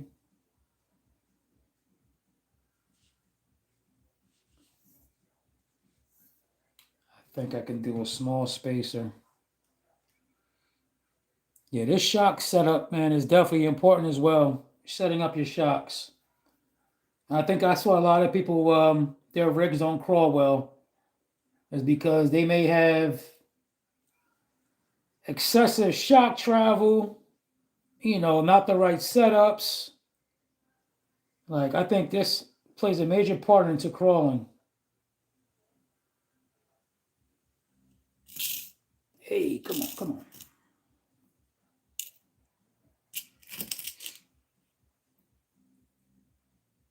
It's fine that way too? Okay. Even with the brass up top? You just adding the weight up top a little bit, that's all.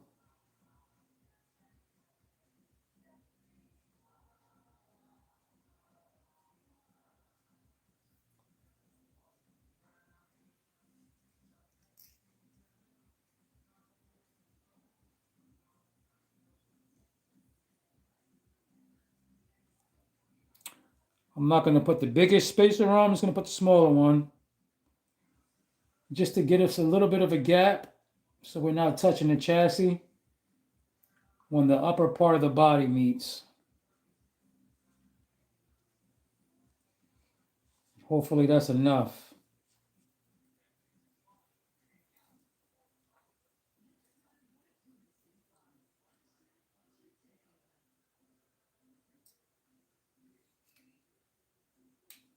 Mm-hmm.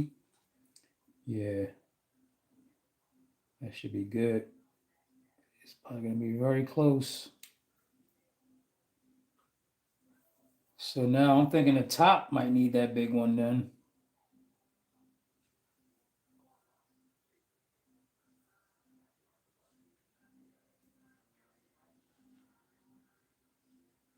You know what? I don't feel like pulling that off. I probably could have put this big spacer up top, but you know what I'm going to do? We're going to keep that in there since it's already in there. We're just going to put a spacer up top. Let's see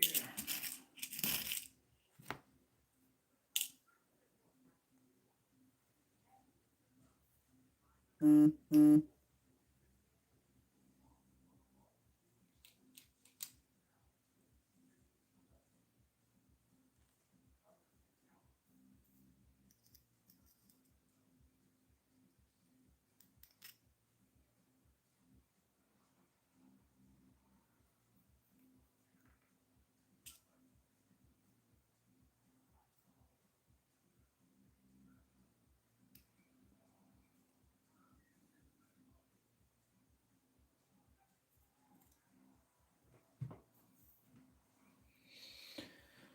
All right.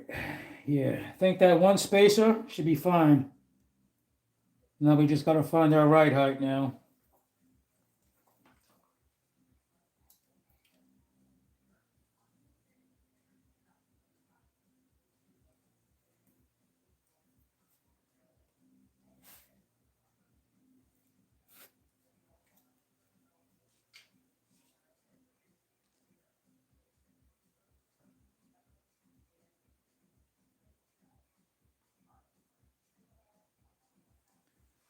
Our first try, first hole. Okay. We definitely need a longer screw for that. That seems like a good height right there.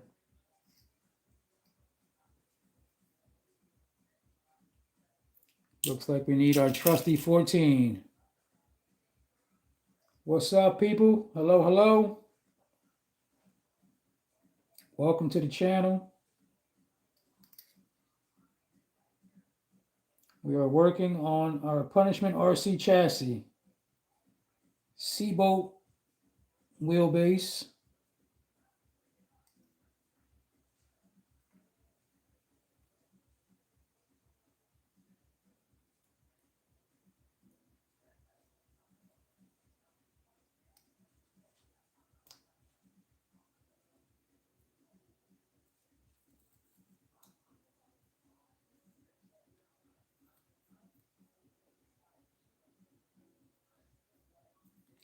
See, I put it into a hole, and then I'm gonna test it out to make sure it compresses all the way throughout the hole, and then nothing else is binding with it. Nothing is binding. Nothing is gonna bang with the servo mount. This should be good right there. That's gonna be some crazy flex as well.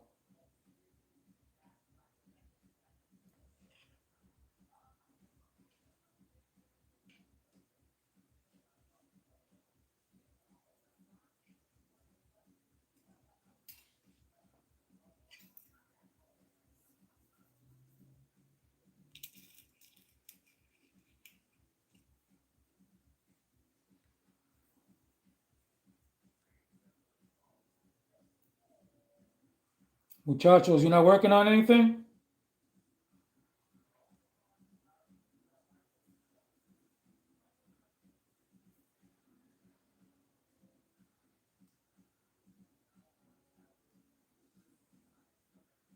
What's up with the square body?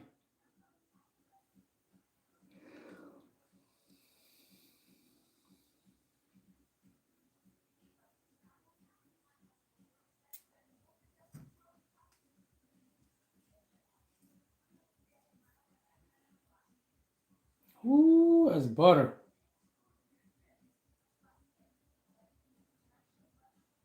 That looks like a good spot right there.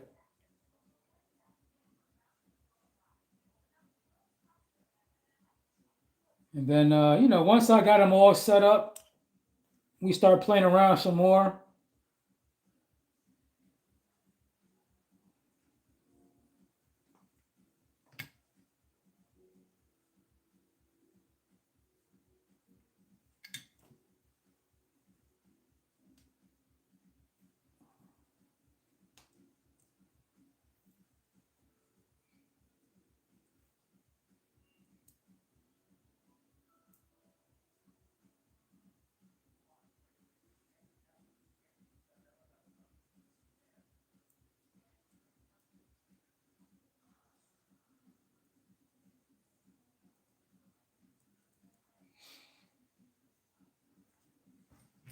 Putting wheel nuts is probably one of my number one pet peeves that I don't like to do. Things that get tricky sometimes.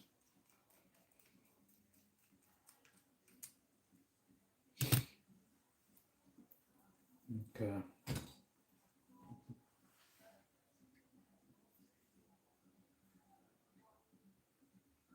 Now this is a 20-degree skid, so you definitely don't want it too slammed down in the front. I've learned with that 20-degree skid angled up, you'll tend to like rub the belly too much. So it's like you want to have a little bit of a lift to it. But we're gonna play around with this height right now and keep pushing forward.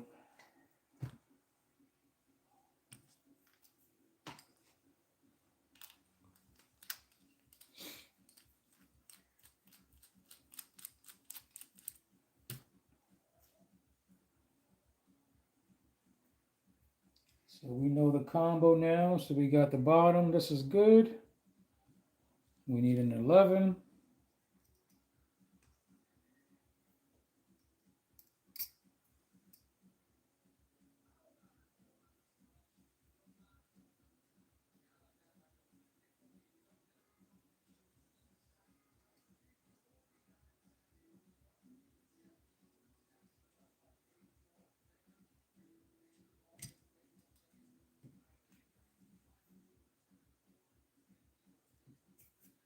Okay.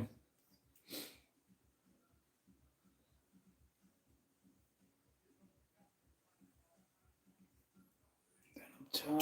We need another. Man, these 14s, man, definitely came in a clutch. Definitely grab you some 14s.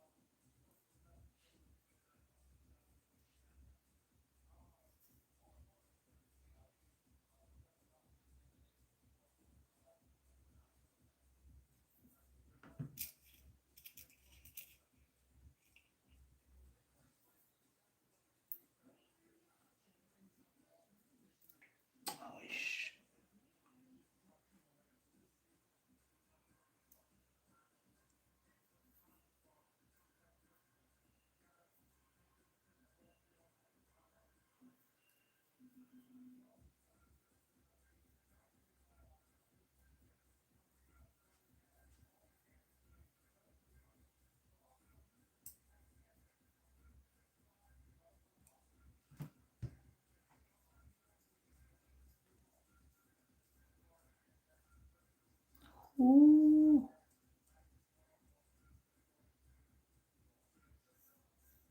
Tell you what though, I'm kind of glad I did go with this with these brass ones because it's just like it's going perfect with this my whole colorway.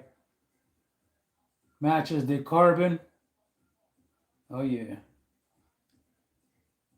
pretty cool with the with the gold hardware.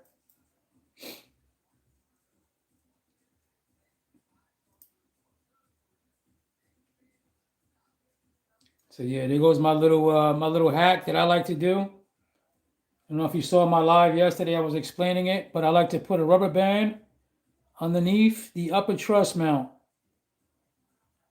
It's literally right inside here, and then the truss mount on top, and then bolt it on. So now what we have is a mount for the rubber bands to mount in the middle, and then you still have your articulation for your shocks on both ends. You know what I mean? Instead of doing around the rubber band each shock, it more than you want it to. So that's kind of been my go-to lately.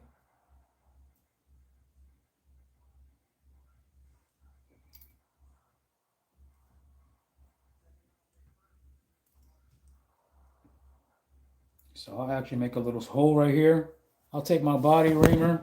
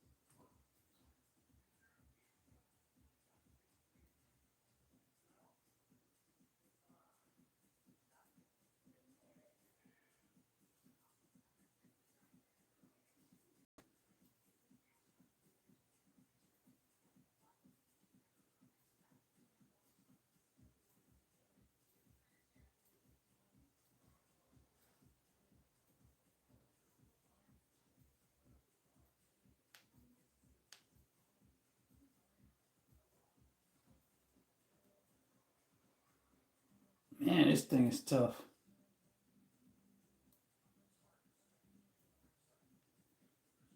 Strong print.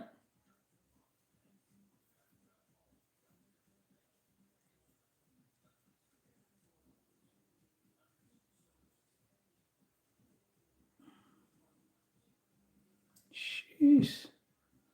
That thing is barely making a dent.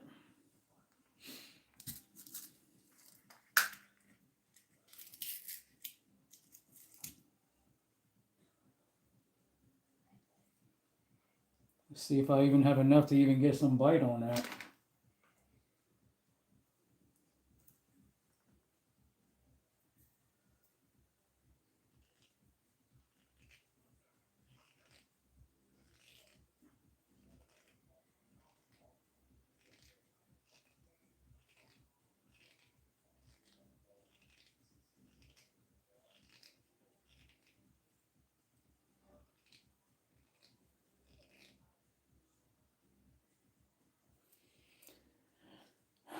Might have to get the drill out.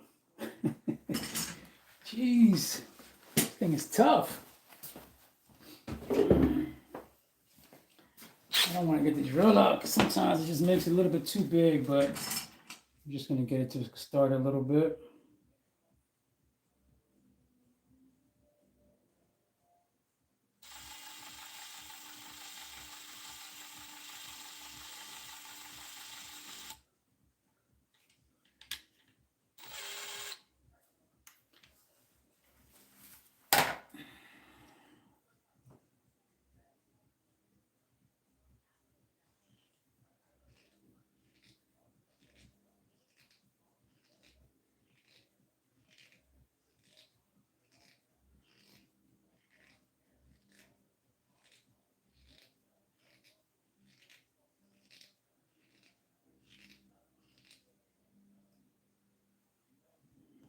It's tough.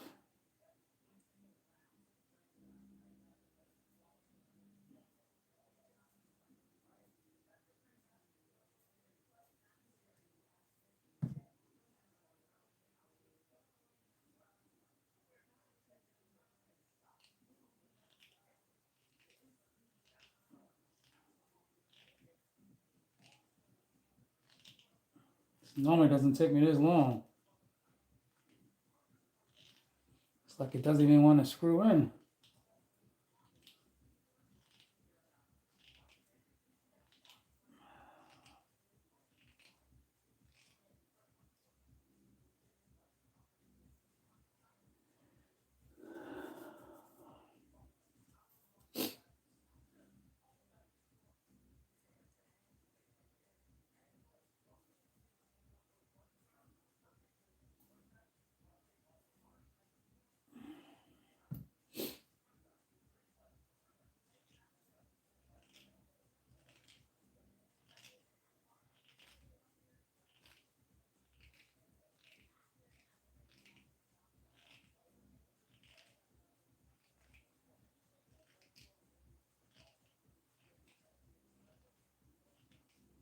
It's not working.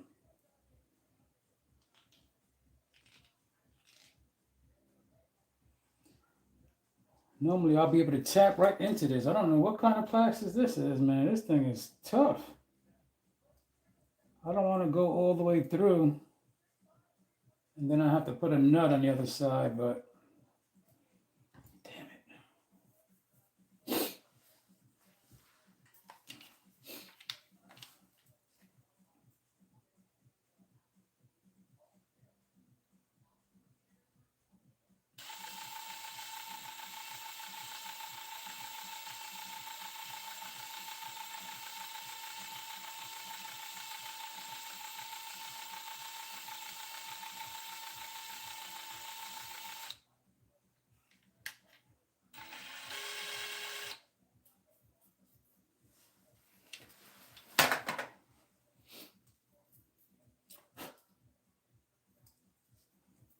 I don't want to do it too much and ream it out.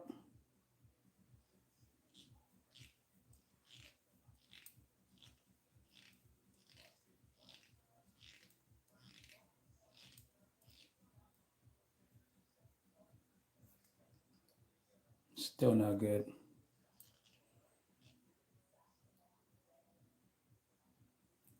Looks like I'm going to have to go all the way through.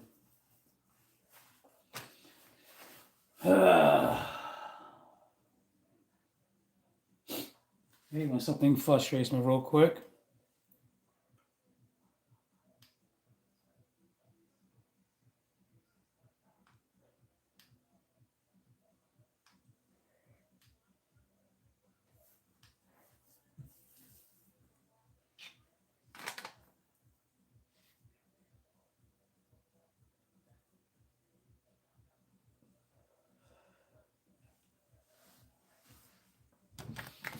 All right, you gotta make an executive decision. We're gonna go all the way through, and then I'm gonna have to tap a screw, and then maybe put a nut on it because normally I could just tap a screw into it and it'll give it some bite.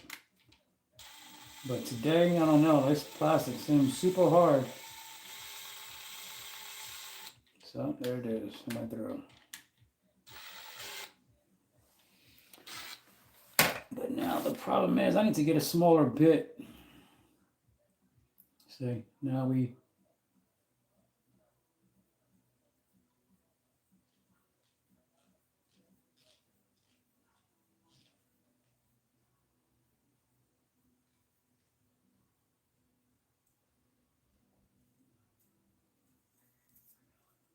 not ideal what I wanted to do, but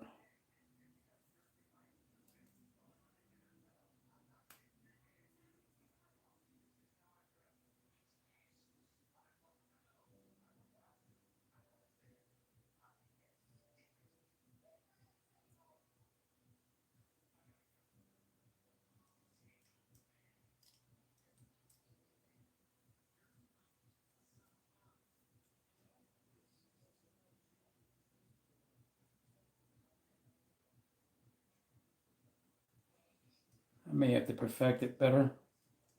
But there you go. That's the rear one. So now that still allows you, but at the same time, it still keeps it sucked up.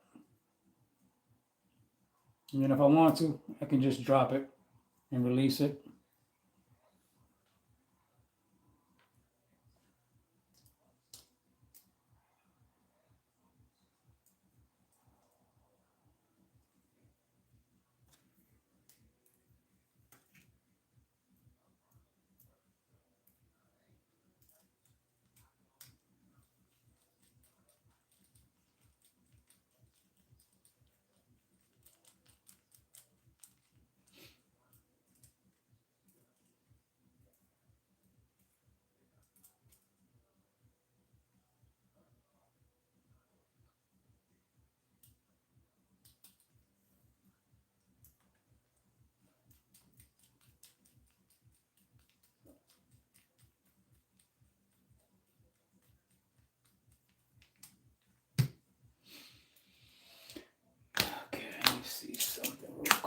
close these up before something spills. Knowing me.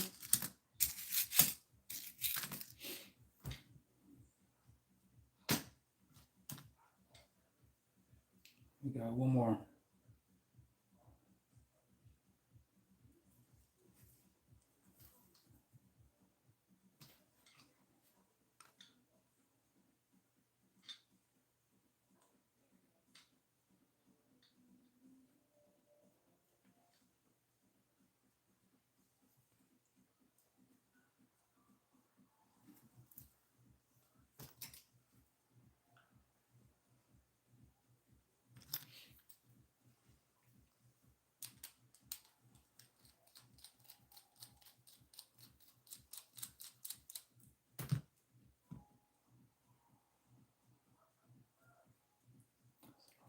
Use that small one. 2 small ones, right?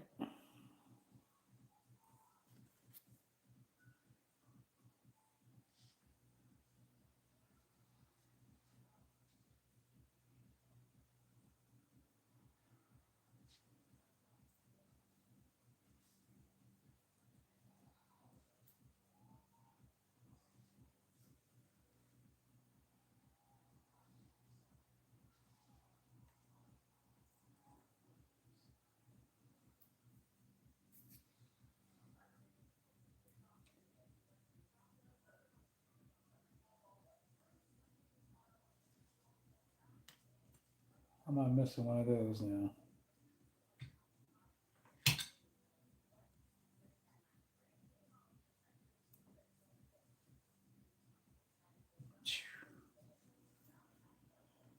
I would have flipped if I couldn't have one more.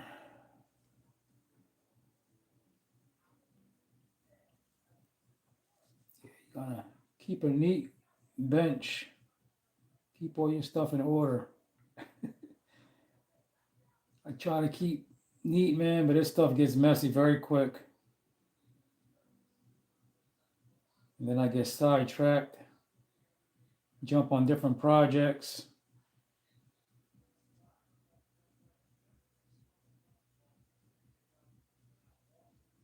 But I was waiting for this chassis for a while. Finally came. Anthony told me he was pretty busy. I think he told me he ordered 2 more printers. So you know he's been pushing them out. And I don't know anything about 3D printing, man, but I just know that stuff takes some time.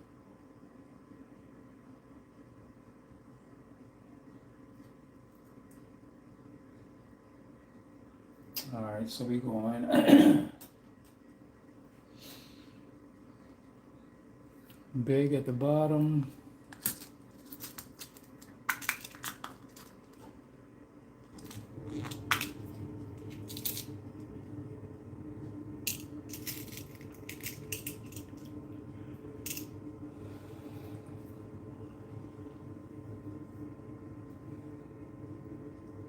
$737.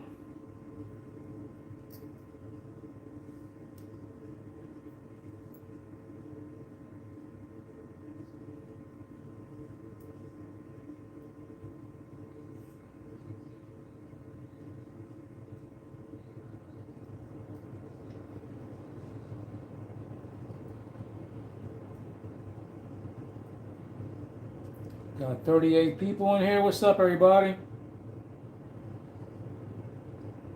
Doing some wrenching, putting together a chassis.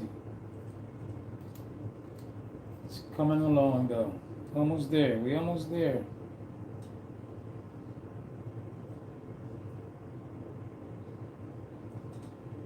I'm on a big spacer on that side. I need an 11 and a big spacer.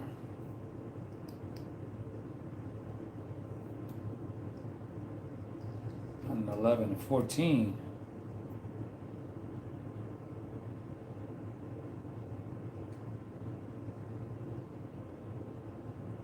What was that? 1, 2, 3.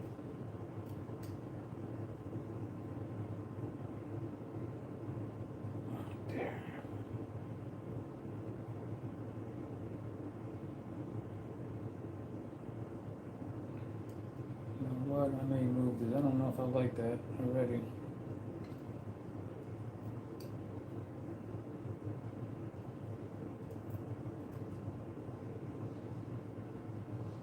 We should go right to the middle over here.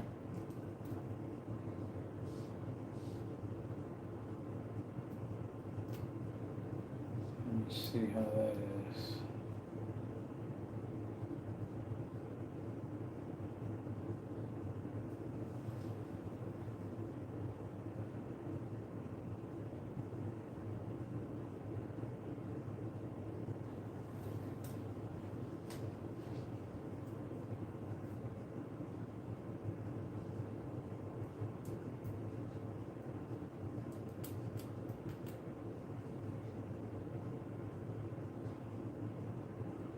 Three.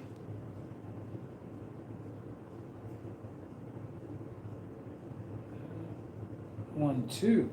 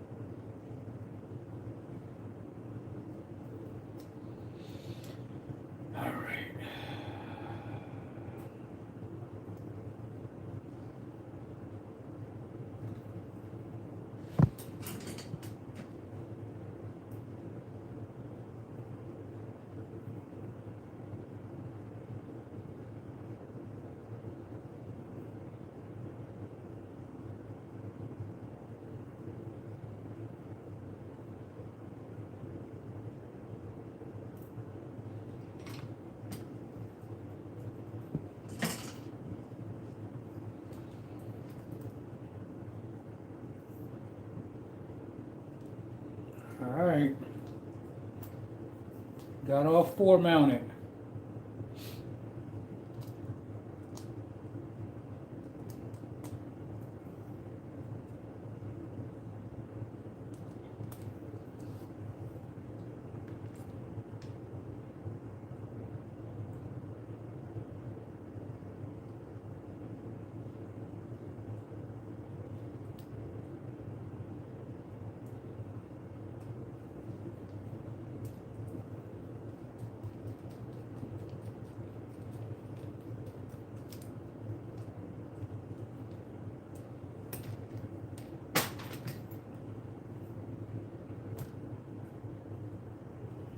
Right.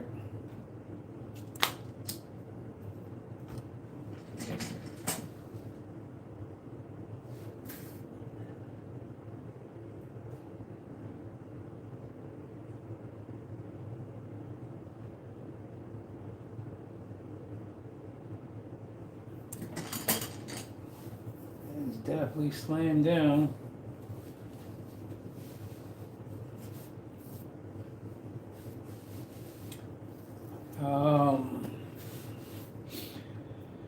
Should I add any more parts trays on here? I don't think I really need them though.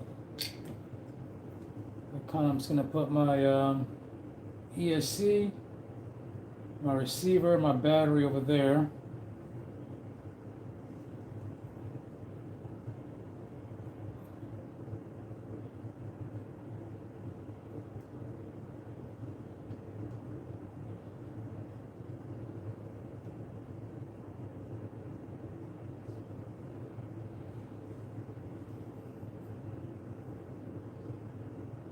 Kind of thinking about doing it for structural support.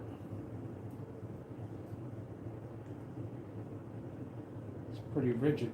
Really don't need it though. If I'm not going to utilize it, I don't know if I should add it. What y'all think? Got to get these drive shafts on. I got to get the magnets on.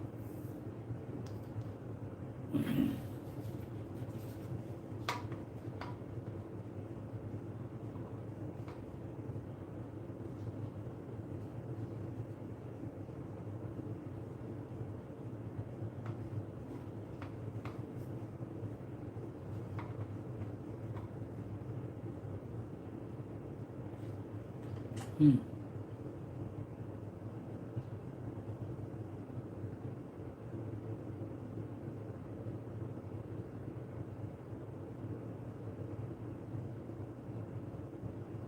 I don't know. This body's gonna be tricky with that motor going forward. Damn it.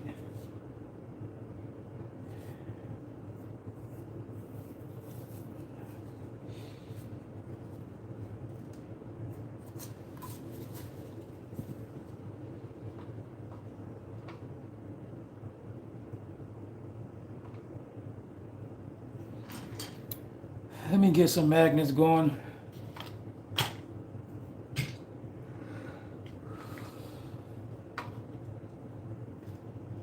Be right back, guys. Give you something to look at.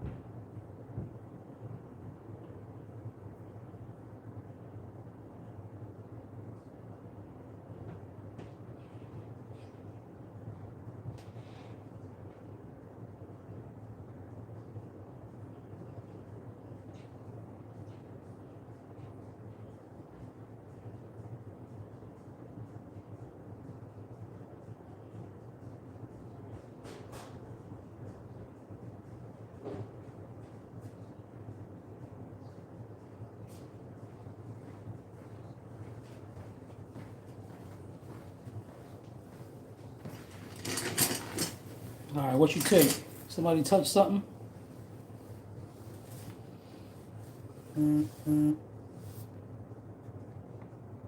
Yeah, I'm back. I'm back. Just had to step away and give my cat her shot. I don't know if you guys saw my live yesterday, man. I got a diabetic cat. Insulin shot twice a day.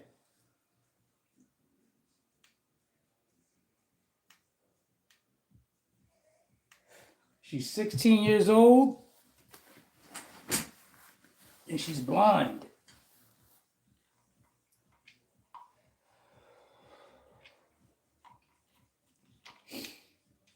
Excuse the special effects.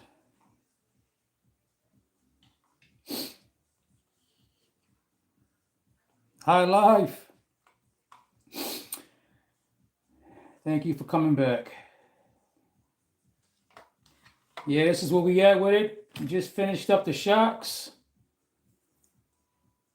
And I'm over here contemplating what I'm going to do about mounting this motor going forward or towards the rear because of this body might have a problem. I don't know yet.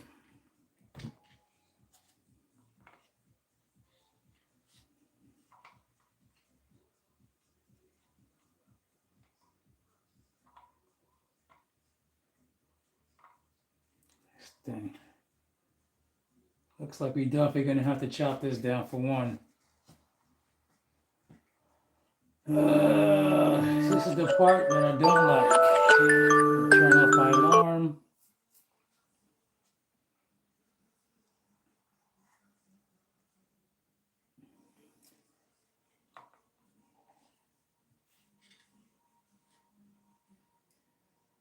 Yeah, this is always the hardest part, is fitting the bodies for me. But it's always a challenge. So I'm thinking if that had...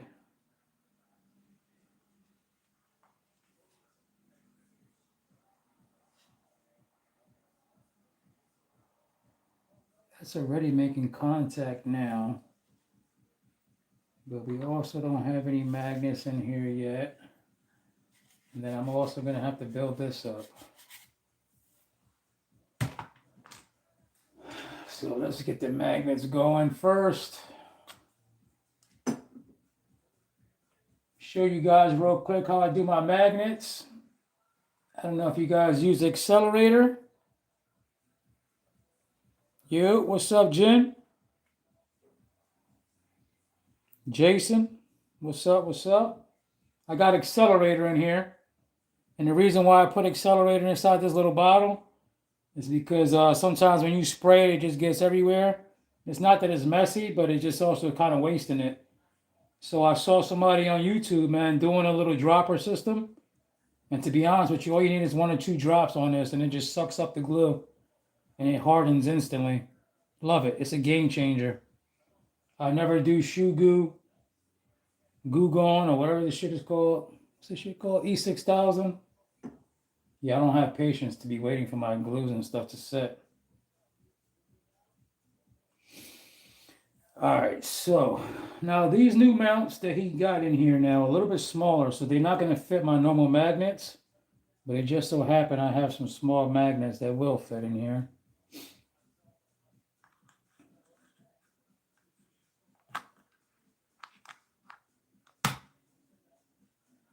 Yeah, the crawler course, yeah, definitely everything. 1 to 8, 1/18 scale, 1/24. Mm-hmm. Yeah, that's Mount Richmore.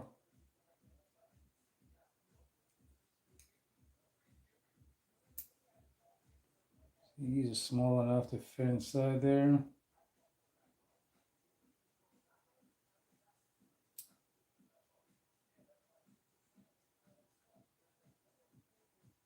Mm-hmm.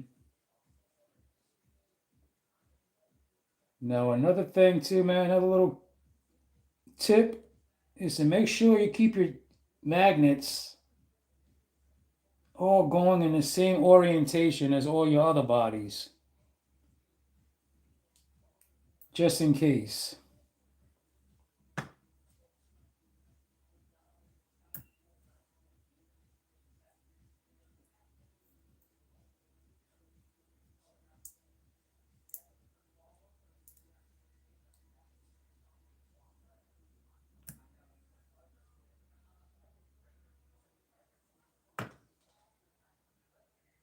All right, so I'm just going to check another magnet.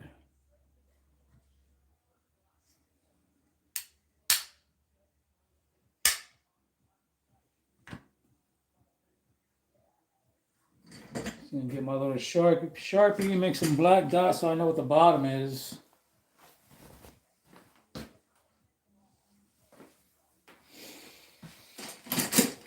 Because I hate when I mess up the polarity and I put a magnet on in reverse from another body or something.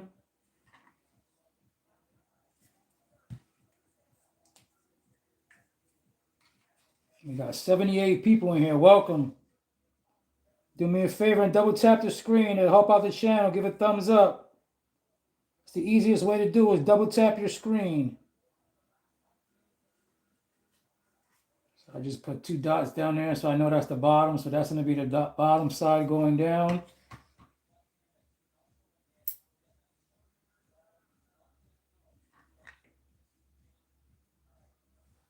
All right. No. So this is the bottom.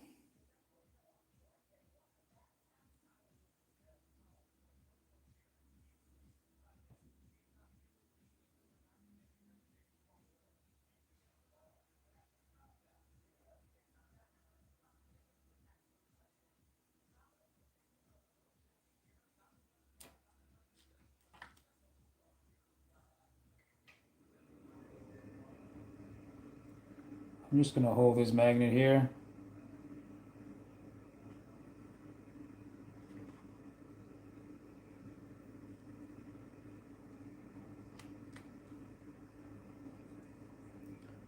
I'm gonna drop a drop of glue. All these damn magnets are sticking to everything now.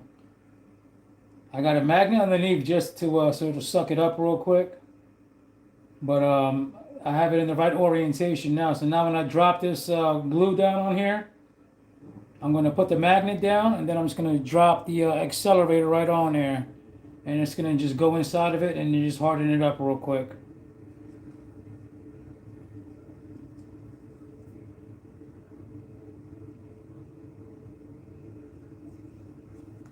Hey.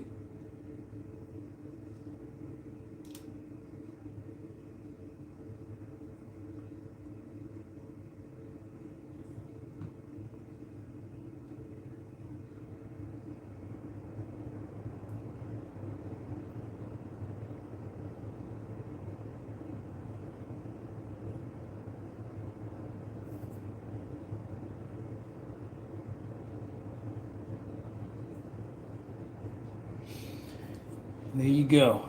Jimbo, you back? That was you that said you was going out to eat, right? I think.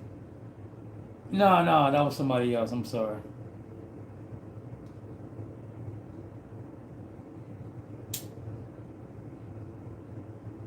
Alright, so now we're going to do the other side. I'm just going to put this underneath here, get it ready.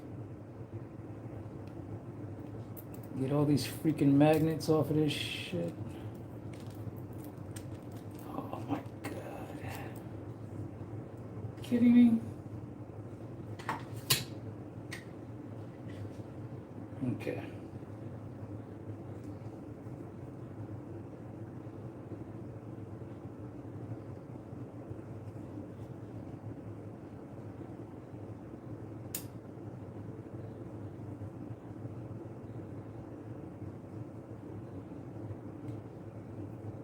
Go. Presto changeo. Kind of seep through that little hole in there. Almost got me. Yeah, that's a good thing about that accelerator. It'll definitely it clears right up. I don't know what this stuff is made out of, man, but that stuff is amazing.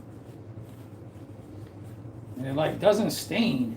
I'm like, I don't know what the heck it is that speeds it up.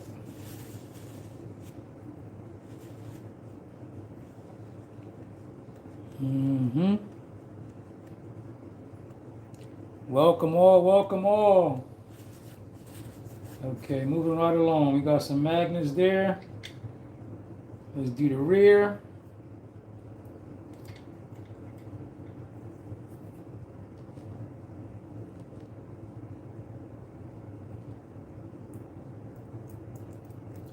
This mess.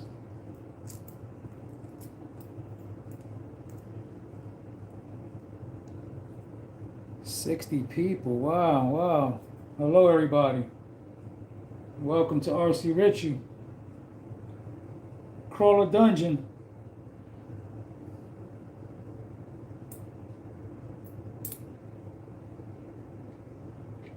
This is the bottom. Right, so now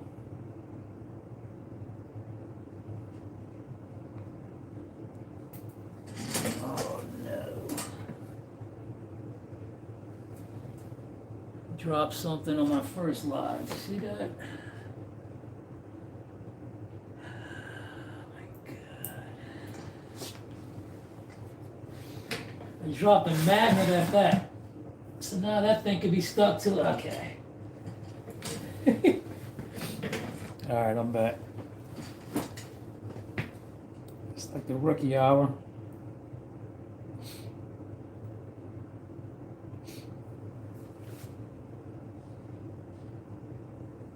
Alright, so this is why it's important to put that little Sharpie marker on there. And now they're both gone, so I don't know what is what. So I'm just going to put this back over here. Make sure I know the right orientation.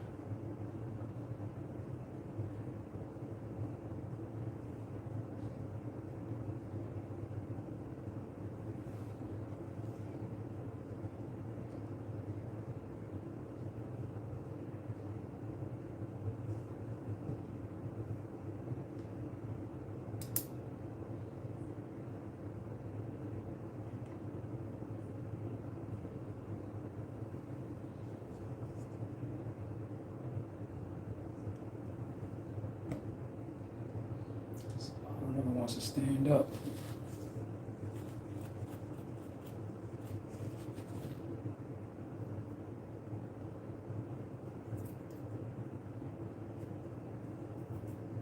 Here we go.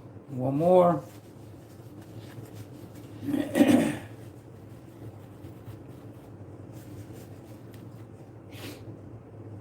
Make sure we have the right orientation again. One last check.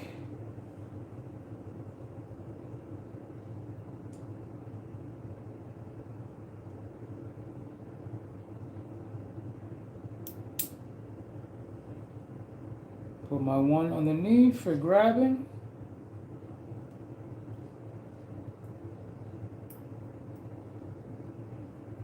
And do one more check for good measure. Okay.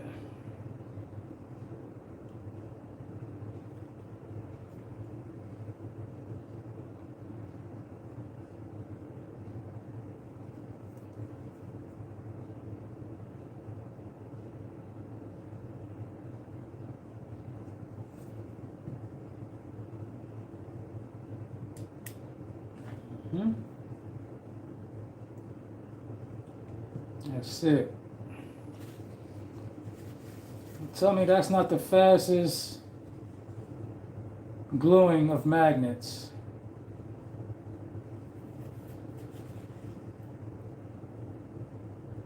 I'm telling you, accelerator is a game changer. So everybody that's still doing the E6000, I get it, but I can't wait that long.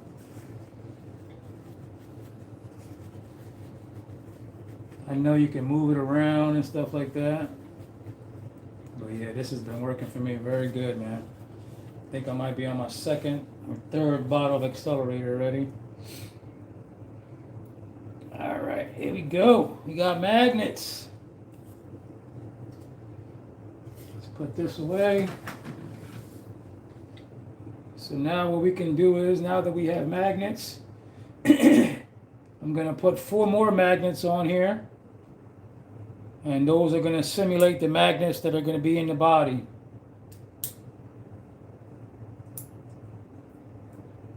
And matter of fact, because I have a little bit of OCD, I want them to be the new magnets. Some of these other magnets, I like to recycle my magnets too if I can. I'll definitely scrape them off. But over time, when you scrape them off with your flush cutters, they're definitely going to start scraping off the coating that's on them. Makes them look weird.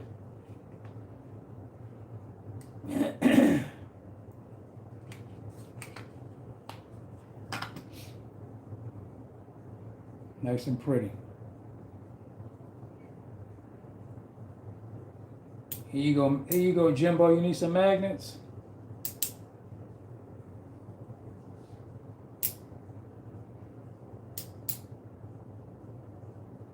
All right. Another cool thing about this chassis design is these mounts. How he has 3 different levels for your ride height. You can change the height. But as you see, normally in my other chassis, I didn't ride them up this high. I definitely would have them down a lot lower. But I'm kind of doing that because of this body. The way it's sitting, it's a little weird. This one doesn't have a brushless setup, so this is different. This is still brushed. Purple. Call this one the Purple Haze. But this one is brushed. And you can see, because of the body, it's just a different type of body. And you see we have no problem. Look where that one's mounted at. And it's even lower than the motor. But it's just so happening the way this body is lining up, it's not working out good right now. So I'm going to have to pick my brain and see how I can get it to fit. I definitely want to stay with the body. I want to stay with the motor going forward. It just looks better to me. I mean, I like the motor going back. But actually, just recently, I just changed this one. And this one got the motor in the rear now.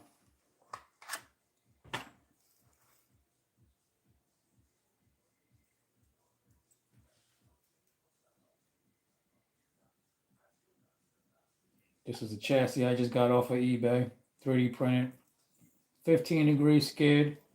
I was just updating my shorty build. Still dialing this one in though. I just started building this.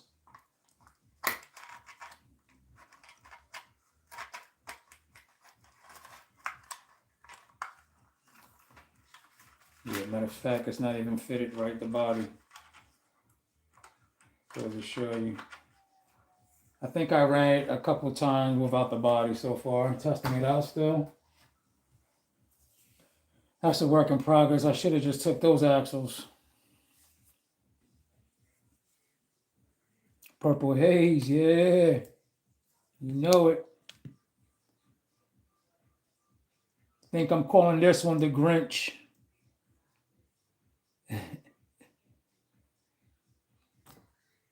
With the green. Got the green PTK to match up front. But all right, let's get this thing going. Okay, I should just worry about electronics and everything like that first before I do this body, right? What do you think? Continue to on the body or finish this out?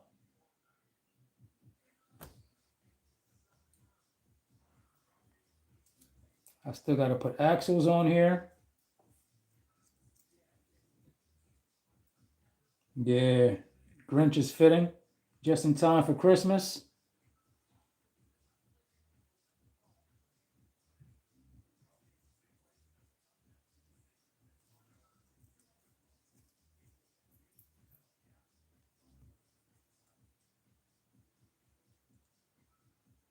This is too short. I need a longer shaft for the rear. That's what she said. Oh, that's perfect.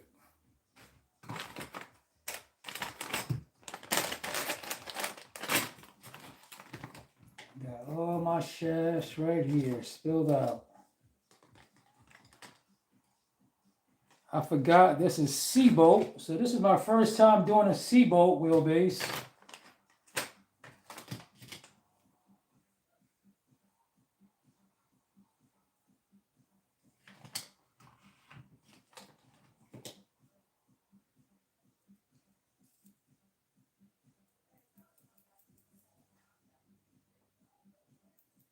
Aha, there you go. I knew I saw it somewhere. I think this should be perfect. And I talked about this yesterday in my live about D-shaped drive shafts versus non-D-shaped. And why do you people feel the difference of wanting the D-shape versus the other? And I've had both, and I've had no issues from either one of them. So I get it, the D-shape is not going to probably spin on you, but I've never had any of them spin or anything.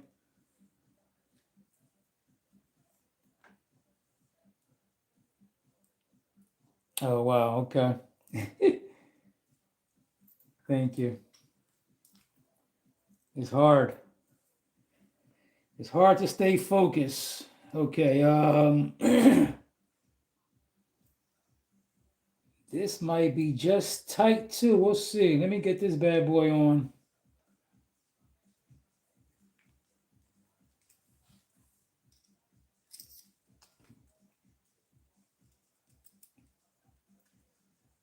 I gave Shaw her shot.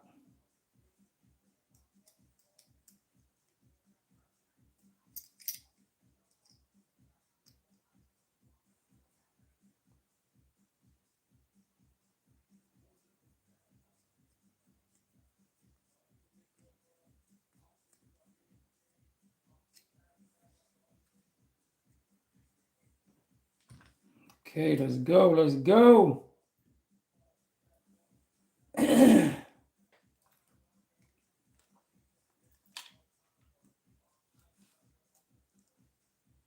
Oh no, come on, you got a screw in there, buddy. Yeah, I always put these screws back in here, man, so I don't lose them. And then I forget to pull them back out.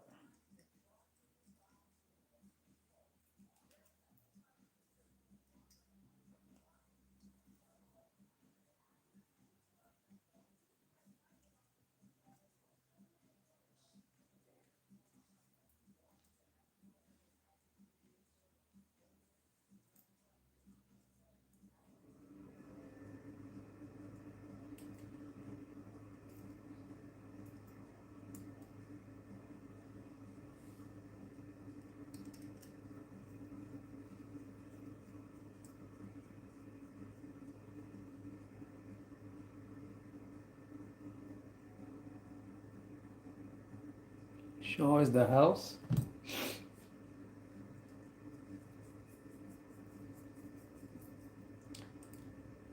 Hope this isn't long enough. Too long. Let me do the short one maybe.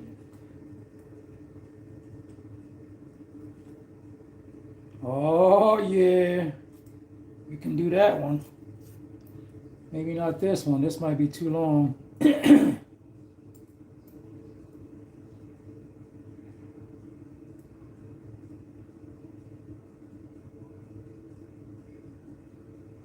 Yeah, this is just too long. Just a touch.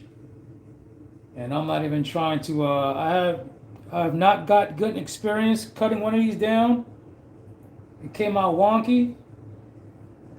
And I didn't like it, man. So going forward, I don't think I'm ever going to try to cut them.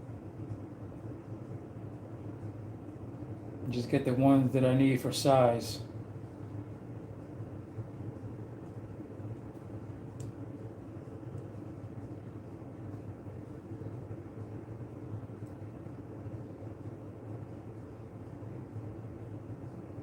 Make sure we keyed in, we indexed. Yep. Okay.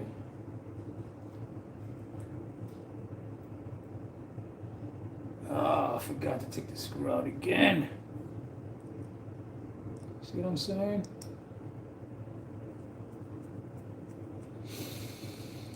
I don't think I'm gonna have a matching stainless for the front though. I think the front's gonna have to be plastic.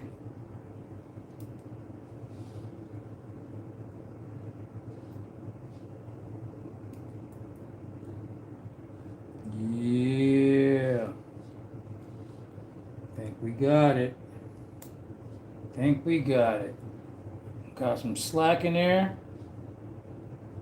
Definitely not gonna fall out.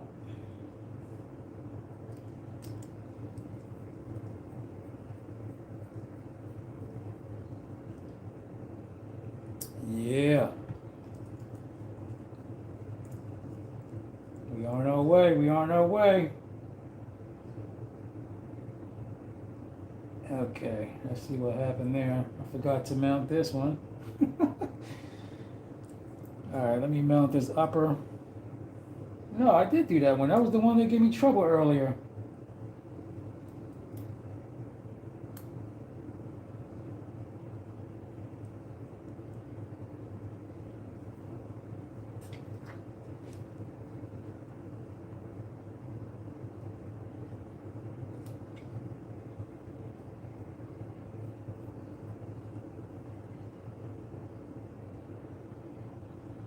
No, but I'm looking at them damn Endura Planet axles, man. Anybody looking for some Endura Planet axles? They have their Black Friday sale on those, and they're normally $80. They're like 60, 65. That's a great deal. I got one set for that price and one set for the full price. I love those axles.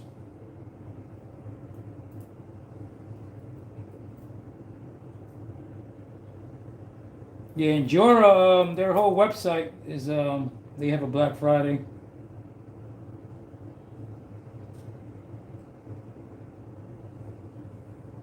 All right, I got a 10.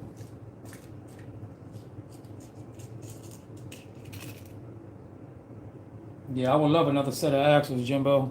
Them planets are beautiful.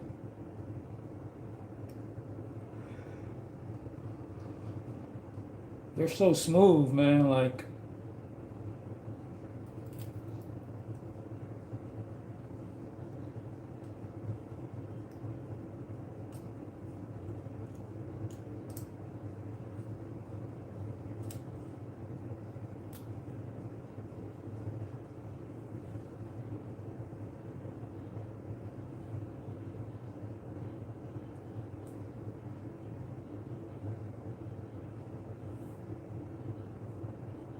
yeah, I saw that. That's a good deal, man. 10% off on everything, right on top of whatever else.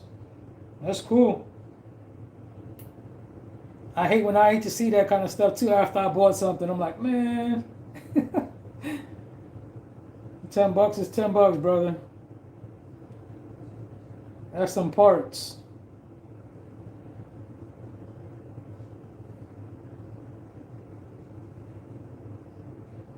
Nowadays, $10, and you see my little deals I've been getting, man. $10 is a full set of wheels. Catch the right set. Hobby parks, OGRC. You can definitely find those for the full set for $10. And like I said, man, these man, I'm thinking about getting another set of these OGRCs. These things are like the knockoff Hyraxes. These things are good. And they have a dual stage foam inside of them. 54 by 19, so it's smaller than the trencher, and just slightly bigger than the Hyrax. The Hyrax is 53. But they feel good, man. I need to. I don't know if I'm maybe able to get back out on my rocks, man, with the cold coming in, but I would love to test them out there.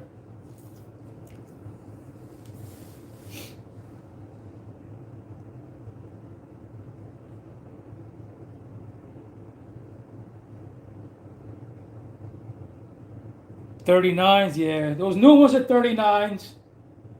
But the Patagonias that I picked up, yeah, you gotta look at their website on RC 4 Drive and click into each one. I wish they broke down their website a little bit better, like with a chart of all their tires in different sizes, just to make it easier. Like you literally have to surf the website and click into each one and scroll down, and yeah, I wish they just did that real quick. And then there's a heads up too, man. There's 2 different compounds. There's 3 different compounds I noticed they use. But for me, what I noticed, the best compound that they use is the one that's called the X2 S2, I believe it's called. And it's the same one that the Patagonia comes in. Where are my Patagonias? Patagonias are off right now. There they go. Yeah, these things are nice. These Patagonias are super soft. But then I also have now the Patagonias.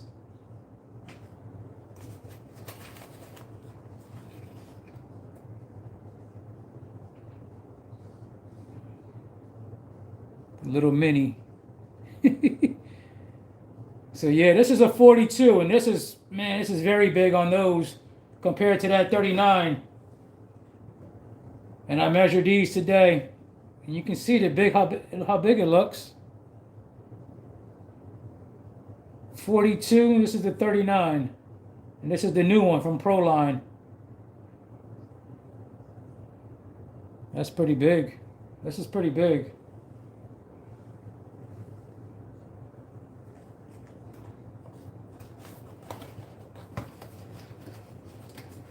What up, Nas?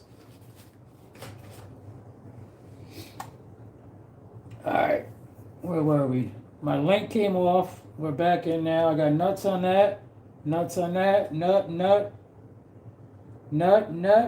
Everything is locked in place, right? We got a drive shaft on there in the front. Now we need to work the front drive shaft. And I tell you, that's going to be a stubby one.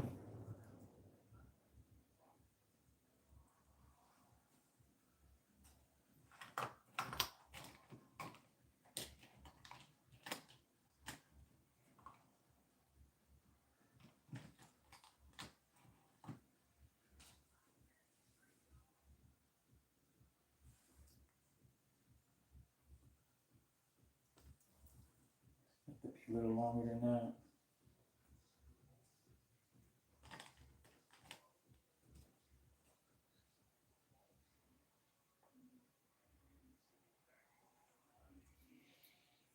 You know what? I might be able to get stainless all the way around. Yeah, I've acquired so many different drive shafts, man, over this time.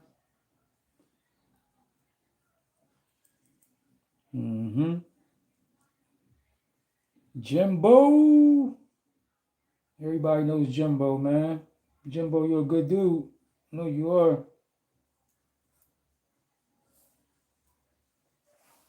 All right.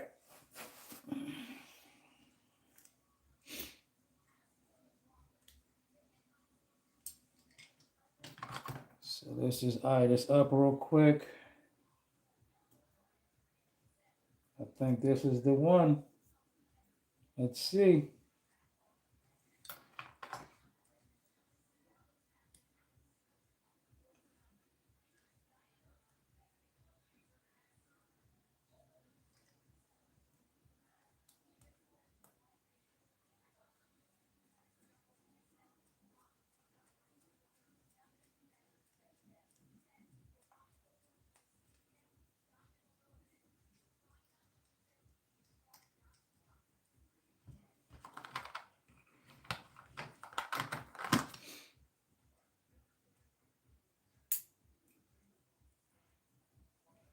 This is why these things come in handy too. Hate when these screws don't want to come out.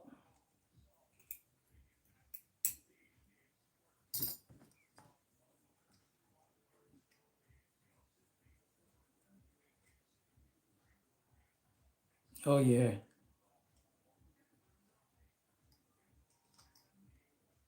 Yeah, I was just saying that, man. Cool community. Everybody's pretty cool. Everybody sticks together.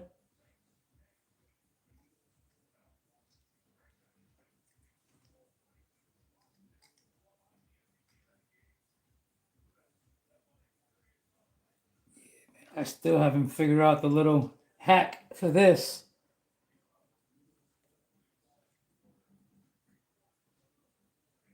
Sometimes you can push against the sides a little bit. Yeah, there you go. To get these screws to back out. I hate that.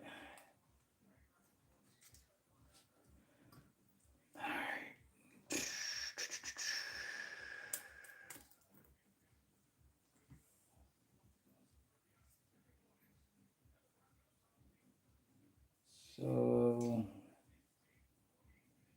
let's go middle first.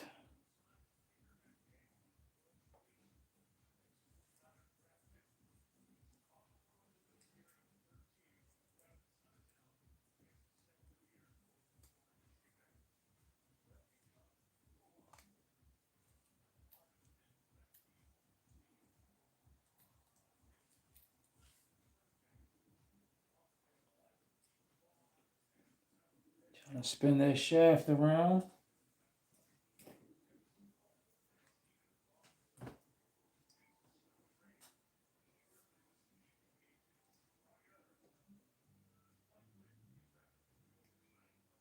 E10 Beamer.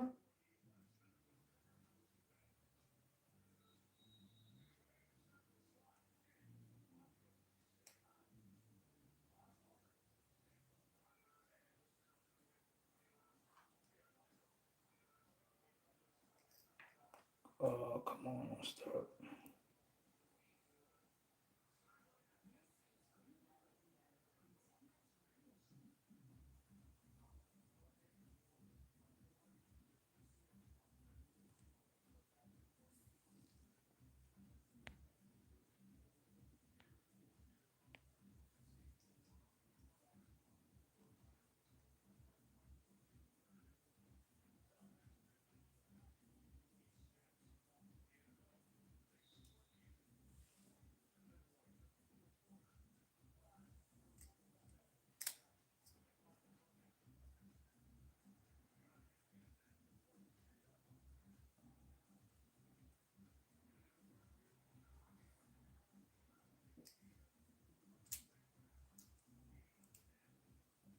Oh, come on. I hope that's not too long.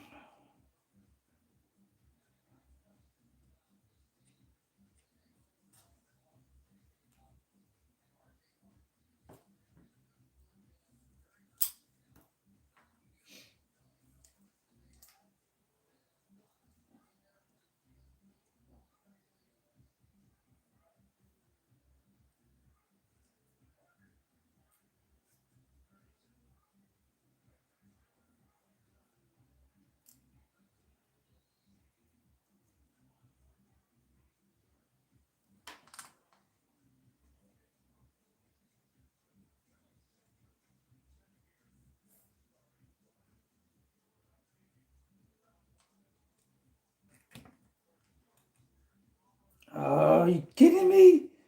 It might be a smidgen too long. Ah, man, I wanted to use a stainless one.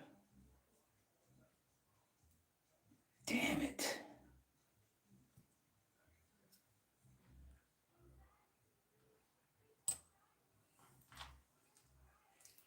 And this is longer than that one, right? Yep. Jesus.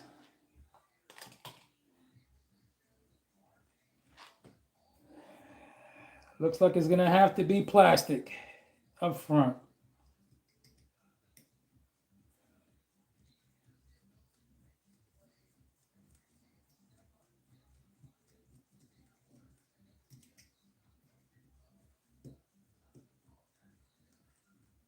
Thank you, Jimbo. Trying to get this thing running, man. Let you guys see it running at least. I'll worry about fitting the body later.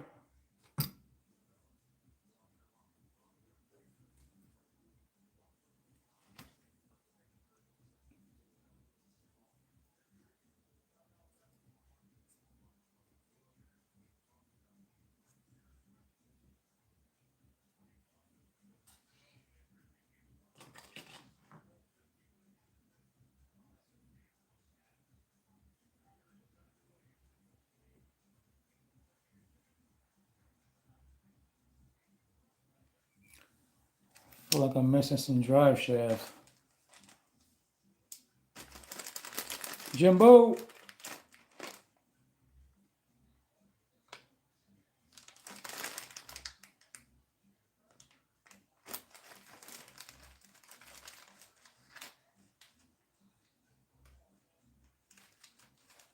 Okay, what's up? What up, Doug?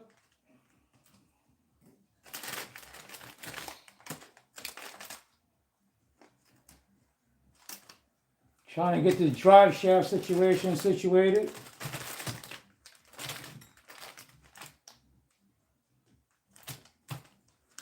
Sourcing out what I got. Let's see here. I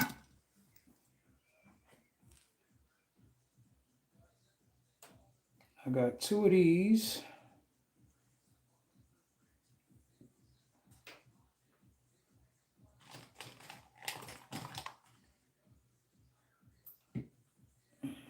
Maybe this and that, this and that, this and that, this and that, this and that.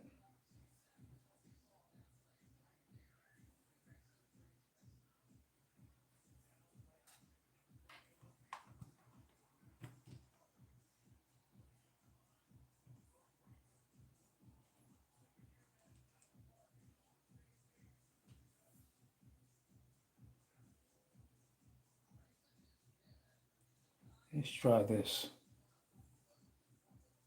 Let's try this. Let's see if this works.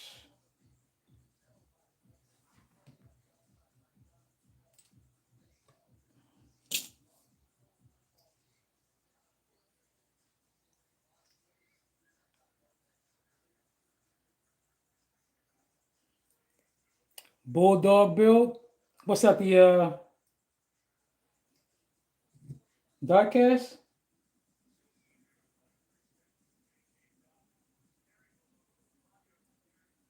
I don't know what that is. I don't know half the names of some of these chassis out here. Seems like every time I jump on Trey's channel, man, he's talking about something new chassis or something.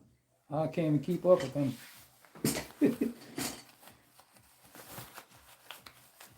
They all crazy looking though. Excuse me, man. I need some chapstick on my lips. All this talking got my lips parched.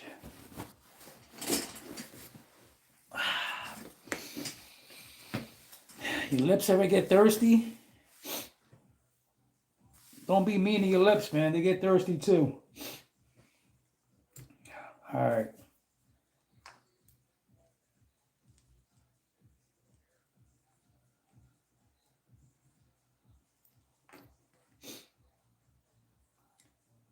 All right, moment of truth. Let's see if this bad boy fits.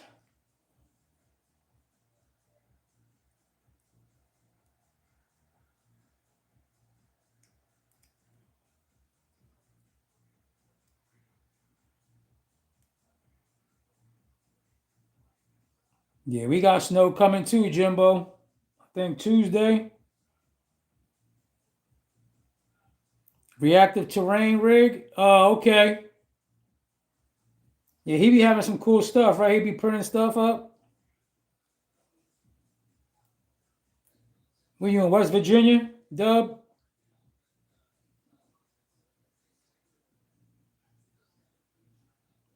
Yeah, for like the Philadelphia area, we're really not gonna see much as in the mix over. But this might be the winter, man. We might get something.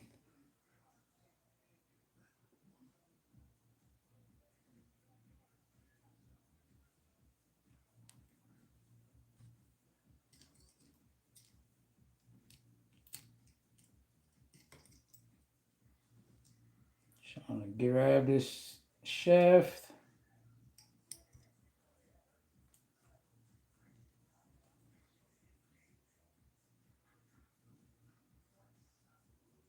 Make sure we keyed right. Oh, come on.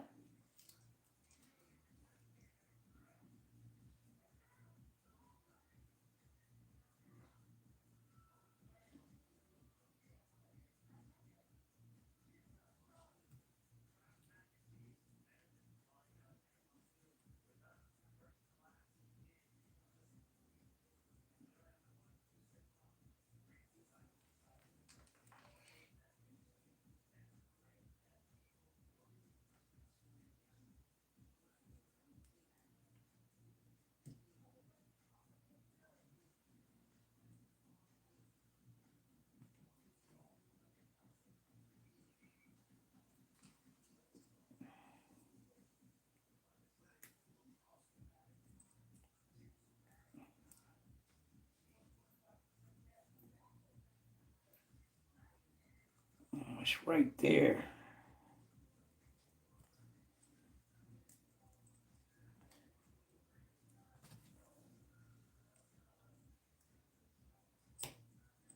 Yeah. Oh, snap.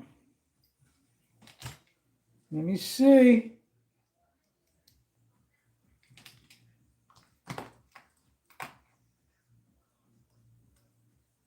Woo. Oh, yeah. We got something. Got a magnet sticking to everywhere. Look at this shit, man. Okay.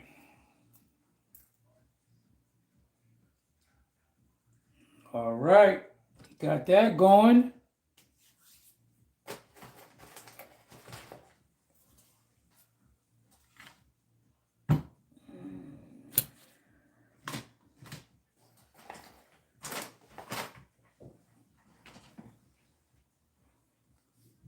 Sorry, I'm overlooking stuff over here. I knew it was. It's right there. Yep.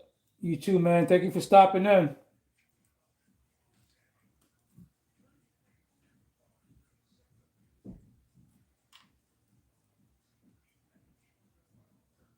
One thing I don't like about these go up goop are these banana plug wires that are so long. I don't mind the banana plugs, but I just wish they weren't so long. And I still have not done anything about wire management for them. But it's the first time I've seen one messed up like that. The sleeve seems to be a little chewed up. Not chewed up, but a little exposed right there.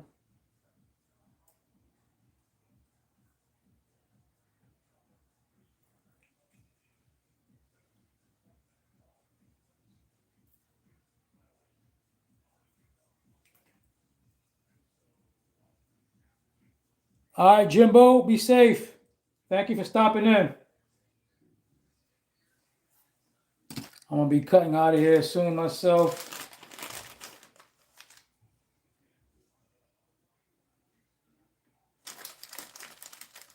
I need my receiver. And then we can start this bad boy. And just do a quick test. This is a fly sky receiver. I always forget which the orientation is. I believe it's down here it starts. So this is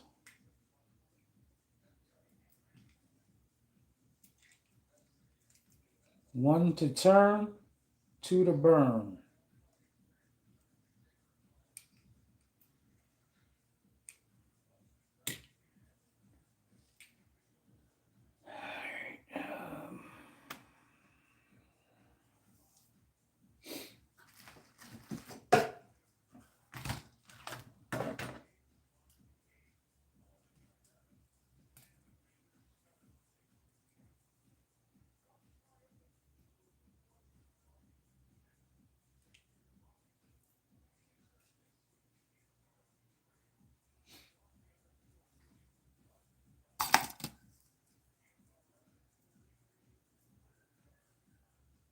Off.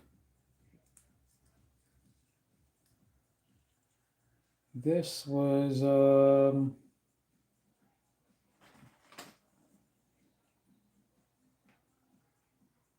forgot. I'm gonna have to bind this up again.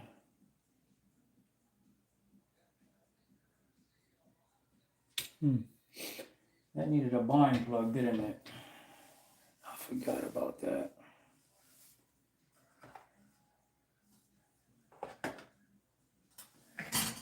I see the bind plug somewhere. Excuse me, y'all.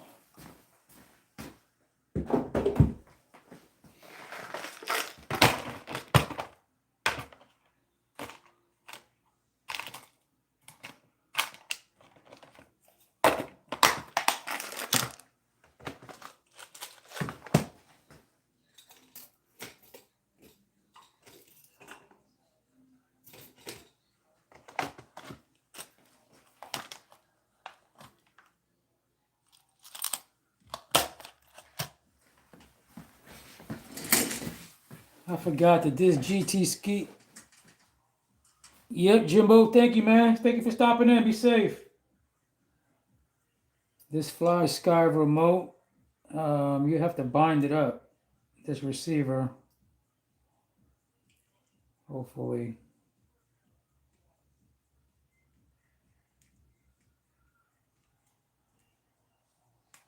Doing this right.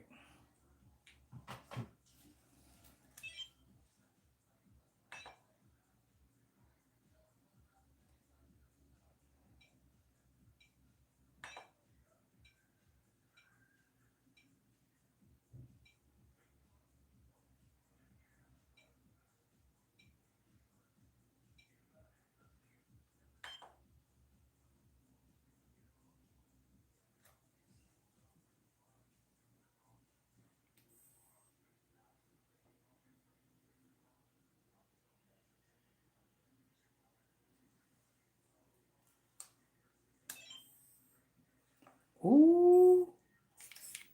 Wow, that was quick. Yeah. Okay. Now that I know I'm bound up, let's take this out.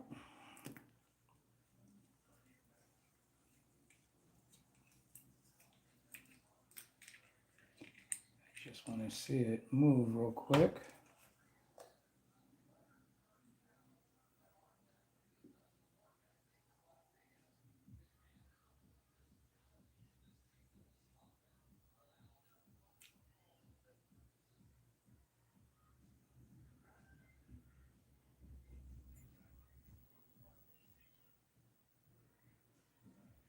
I can't even hear that, can you? Yeah. Yeah, I can't believe how good this little thing is, man. This thing is so quiet.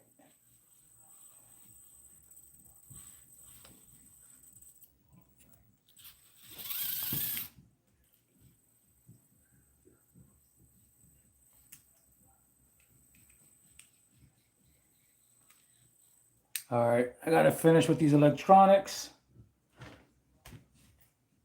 We got everything else going on. And dial this but all right, we gotta do all this. All right, so let's turn this off. What's going on, Nate?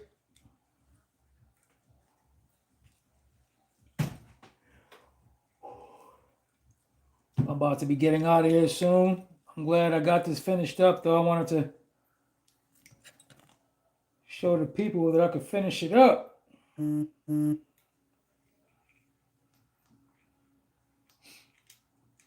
right, my wife just said bye.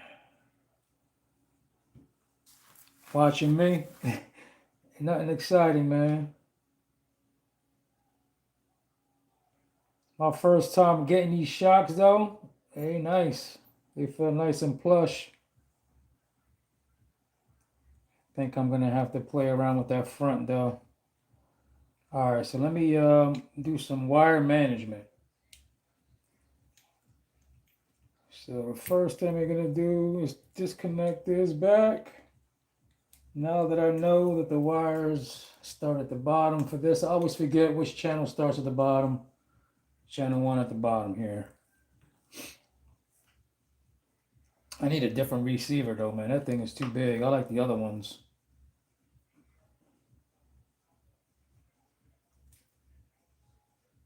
So what we're gonna do is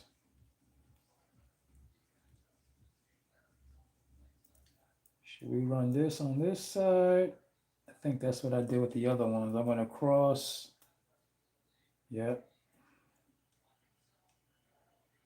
I want to cross to this side. Had it coming down over here. Zip tie over here. Yeah, let's do that. Yeah, these wires are annoying. I'm about to clean it up right now.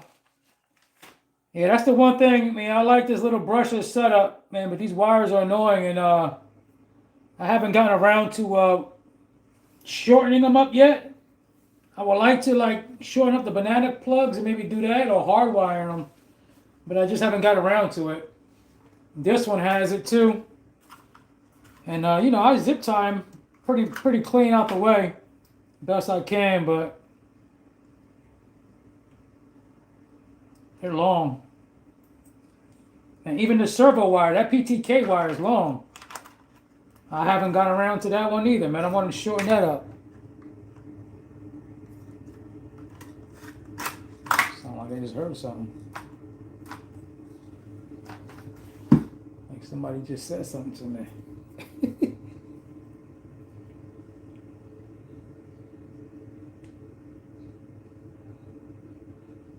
Yeah, what do you do? Just cut the servo wires and resolder them together, or do you reconnect the ends and everything?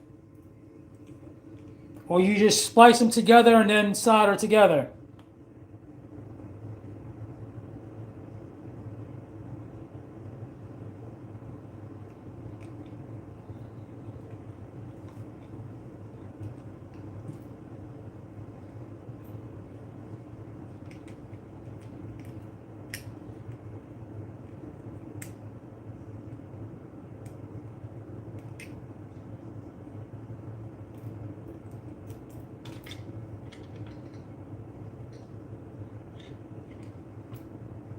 Yeah.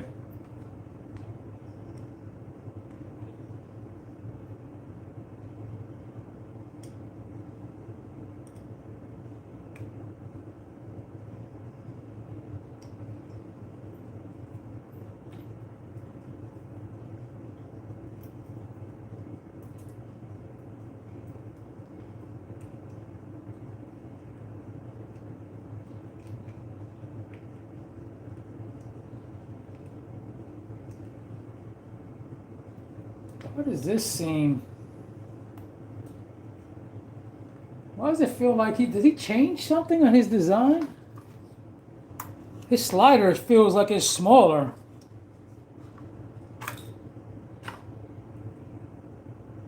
Yeah, it is. So check that out. This is the same chassis, but I think he changed a couple different things. Look at the slider design. I don't know if you can see that. There's a little notch up top. And then this one seems to be wider. These are definitely wider. That's why I'm wondering, why is this like sticking off the side? Huh.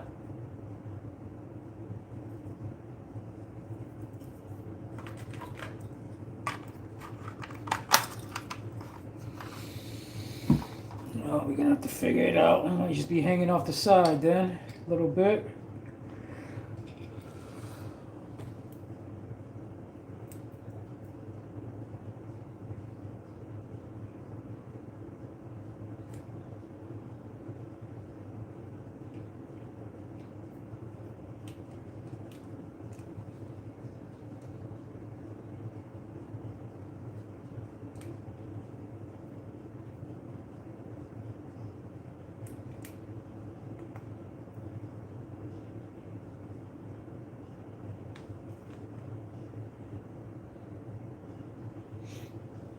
Definitely don't want to run a tray. 54 people. What's up, everybody?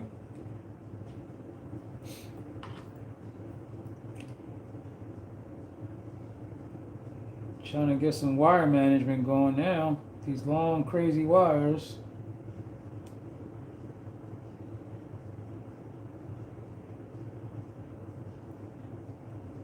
But now this fucking smaller sliders is fucking with me now. Damn. Yeah, he changed up his design a little bit. Yeah, even this one too. This is the same slider as the other ones, and you can see how much more. This is an MB100 though. And then the battery over here, you still even have a little bit more space. Yeah, I think he went smaller. He got a little bit, it tucked in a little bit more.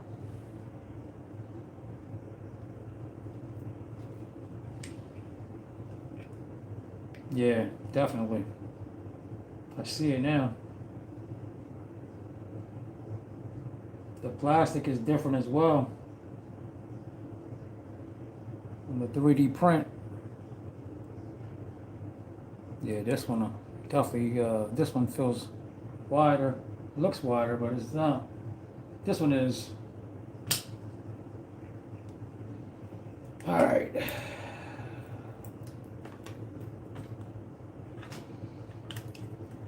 Get this out the way.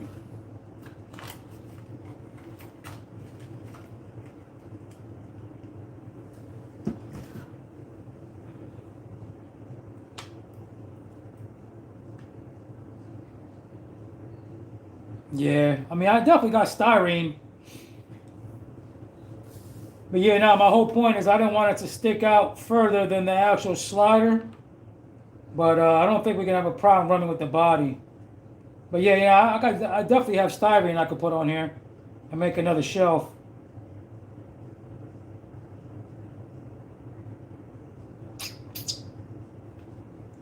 But if I do that though, let me see. This is not going to be my finalized wheel combo, but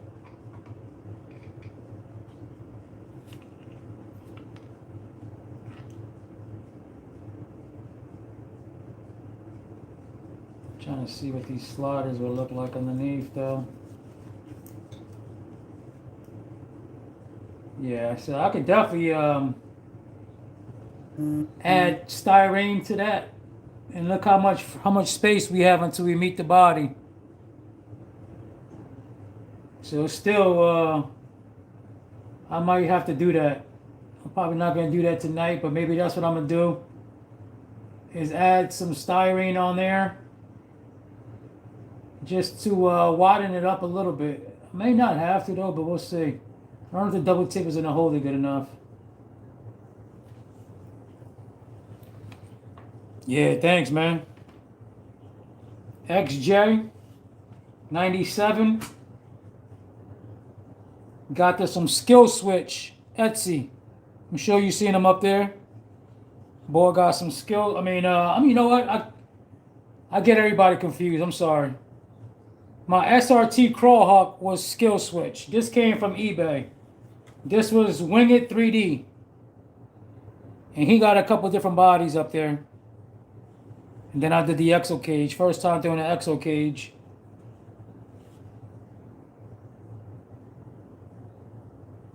Definitely not finalized though. I'm probably still going to have to trim out this wheel wells. This is my first draft. And we may do a little bit more patina. We'll see. Thank you, man. Thank you. But yeah, this is my first Seaboat. First Seaboat wheelbase. An official one. I built another one not too long ago with my existing parts around here, but and I was rocking my C10 with it. But I definitely wanted to get an official one. And this chassis is definitely official, man. It's dialed in. But I think once we set the body, and I set this body up and add some lift right there, because that motor is right there. And right now we're touching. I'm going to have to come up with a deck back here. This mount, I preliminary put it up, I lifted it up, but now we're going to drop down lower because that's just too high. So I'm going to come down lower in the rear. And then I'm going to have to create my deck across with the popsicle stick. Or I like the popsicle stick because it's harder sometimes than the styrene. And then up front over here, though, I don't know. I may have to clean this up some. Let me put 2 more magnets. Let me see. Yeah. Listen, man, if it was up to me, I love to do the rust because it's just easier. And I like the way it looks, man. But sometimes I'll be like, man, should I just do a clean body? But then if I mess up an area, I'm like, oh, when in doubt, rust it out. But yeah, now she definitely needs some more rust. So after I fit it again, and depending on, because I know I'm going to have to trim up some more. I might throw some on there then. Throw on some more. What's I about to do right now? Oh, I got more magnets on there. So let me see what that does.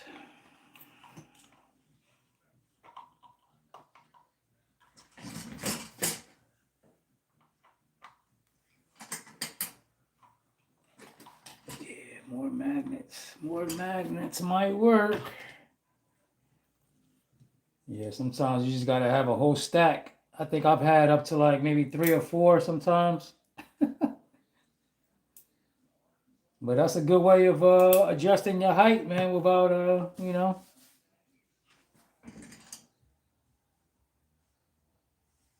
On inside of body for magnet mounts? What do you mean? Use a flat sheet? Yeah, yep. Yep, I've done that too. Yeah, like right there, like to me, that's not a good contact point. So yeah, I would definitely clean this up. I always wind up cleaning them up and putting something there. Depends what it looks like. You know what I mean? That's flat, but I've definitely let me try to think of one that I built up.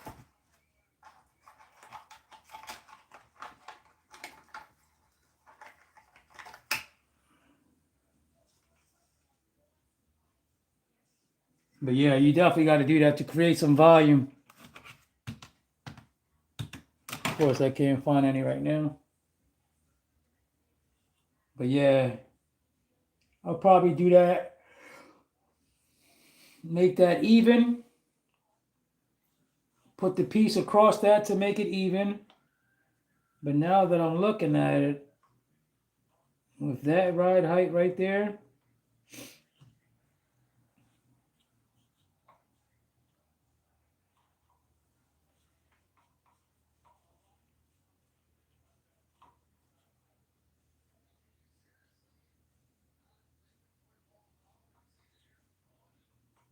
it's touching still. Yeah, I think with a little bit of Dremel, I think I'm definitely going to have to clean this up inside here. Yeah, this is definitely raised up in here. So I'm gonna take my Dremel that down, clean that up some, and then I may not have to go too crazy with the building up. I might be able to get away with it with magnets. We'll see. Yeah, I think that's gonna be it for the night, man.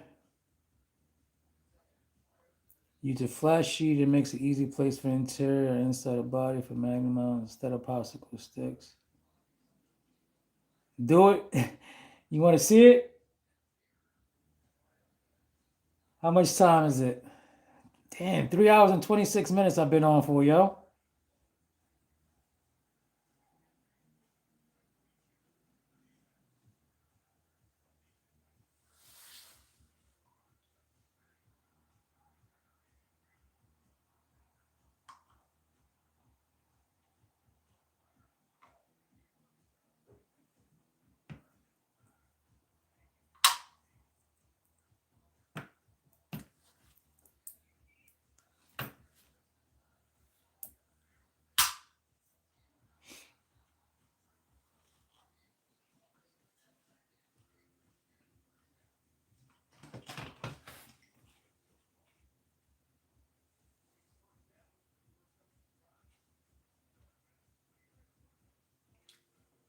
Another little pointer I like to do when I'm setting my magnets up after I do this part, I put these magnets on top first.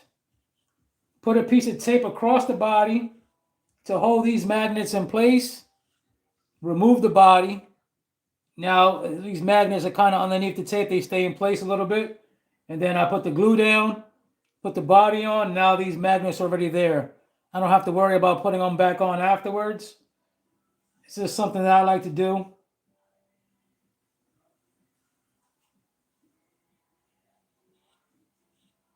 See, that's touching.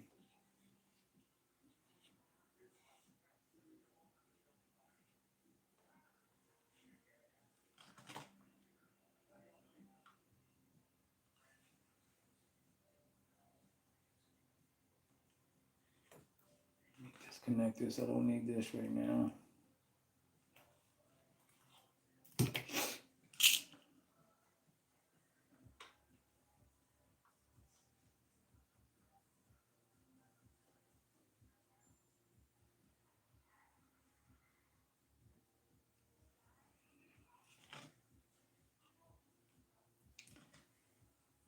Yeah, I think either way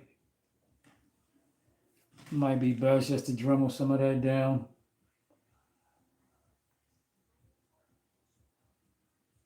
Yeah, we have good flat contact for the magnets on the hood. That's not the problem. It's just that weird lip in the front is going to be the problem for the motor rubbing.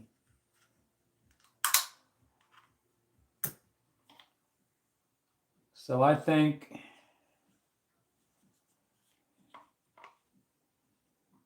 it's my pencil.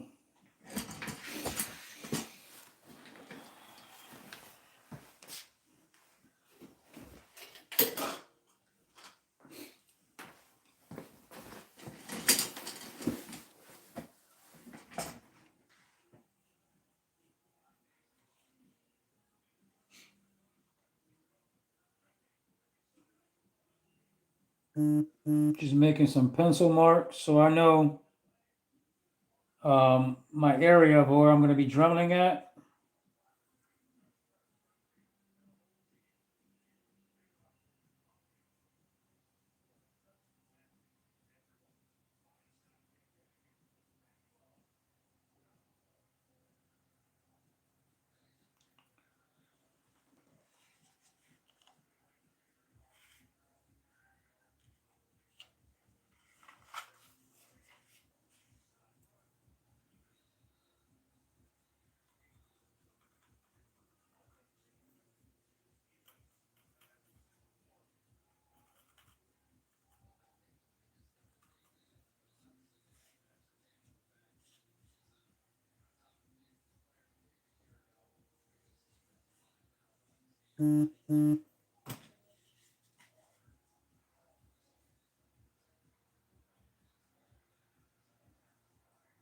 That's right.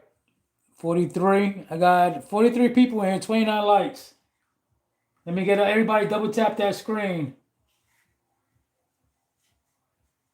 if you want to see me do this. This is definitely going to take some work. So I got to drumble this down real quick. What time is it? 9:02. Let me see.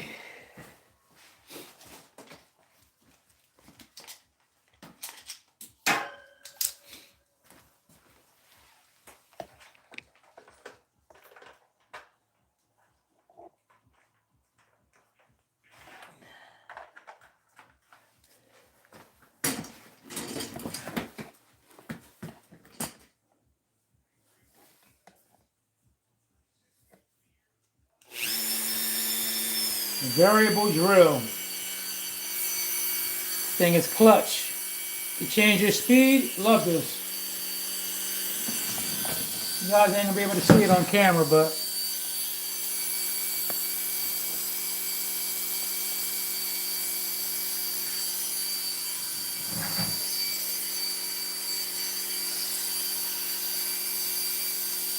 no, this is plugged in.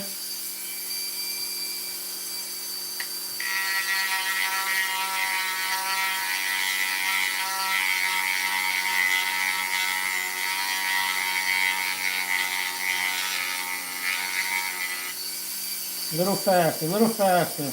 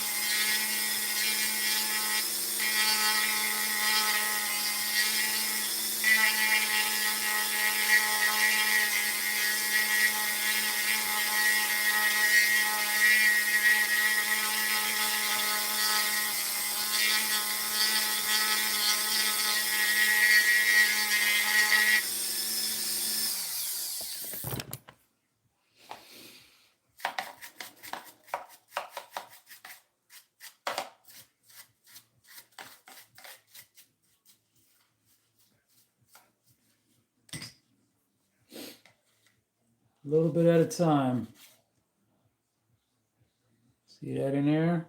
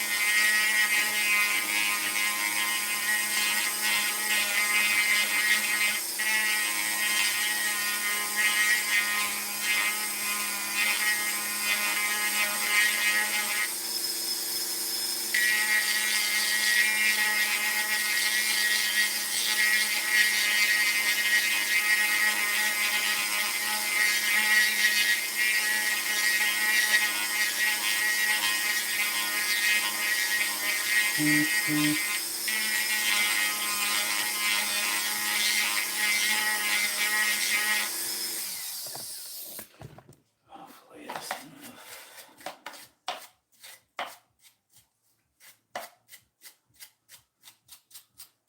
Yeah, normally your spinning motors like that, you always face them forward.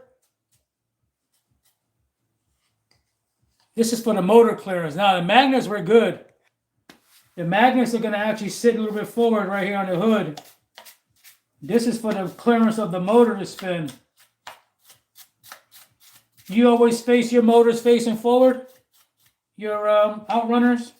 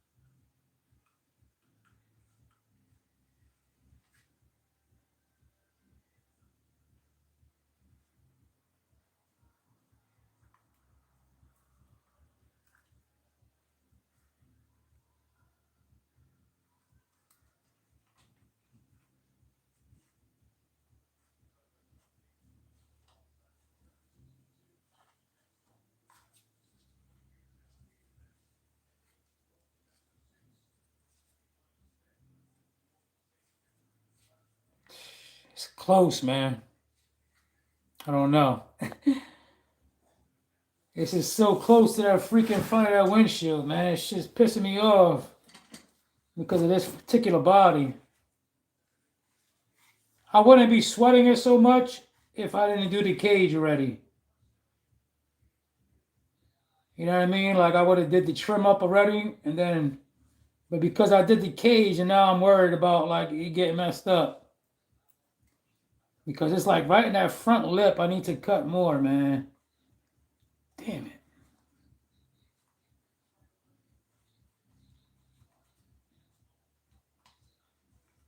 It might be good though.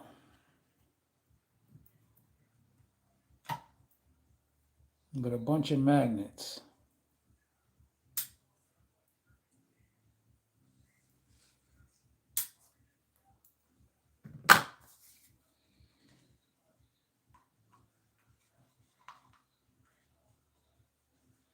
That definitely clears.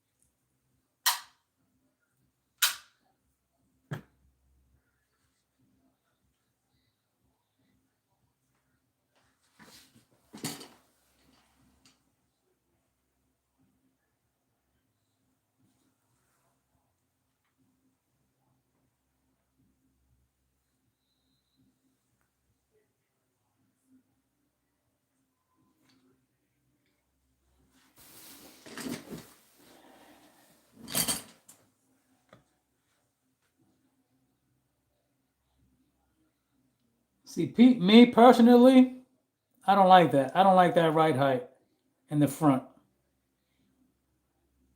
Like to me, I would like my stands to be a little bit lower up there. That's a little bit too many magnets right there. So I definitely got to go back to the drawing board. Not to mention, we're starting to raise up higher than I like to. And you can see starting to see the slider underneath there. So that means I need to come up with a better, this needs to be carved out better up front. You know what I mean? I think I'm definitely going to decide on stay with the front facing motor.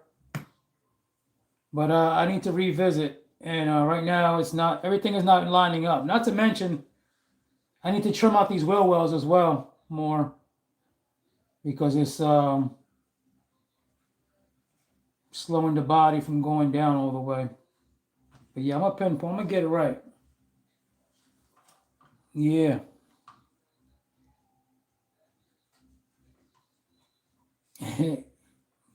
Snowplow for this.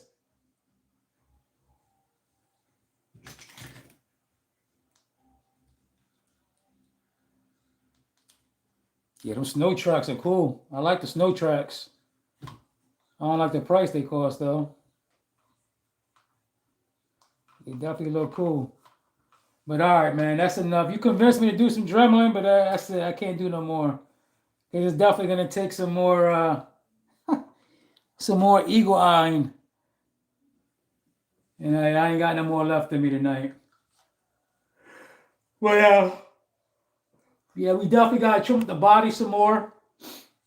And the problem is right inside here.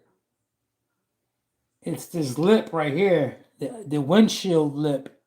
Not over here.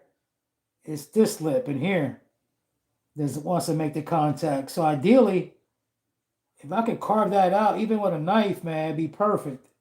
But like I said, I'm afraid to mess up the cage right there. But I need to sleep on it. Come back to it. I'm glad I got this far with it though. Got the transmission in, everything is dialed in. Links are done. It ran. Yeah, man. There's always a process, bro.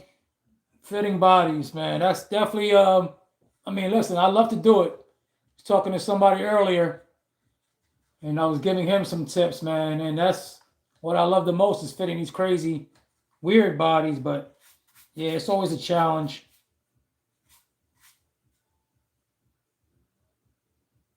I might have seen one of your videos, Nate, back in the day. Matter of fact,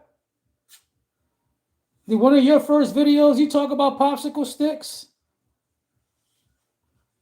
And then I was like, you know what? That's a good idea. Like I said, man, I'm not here to steal anybody's ideas. I always try to share my knowledge and share everybody else's. And give out props where props go. But yeah, I like the popsicle sticks.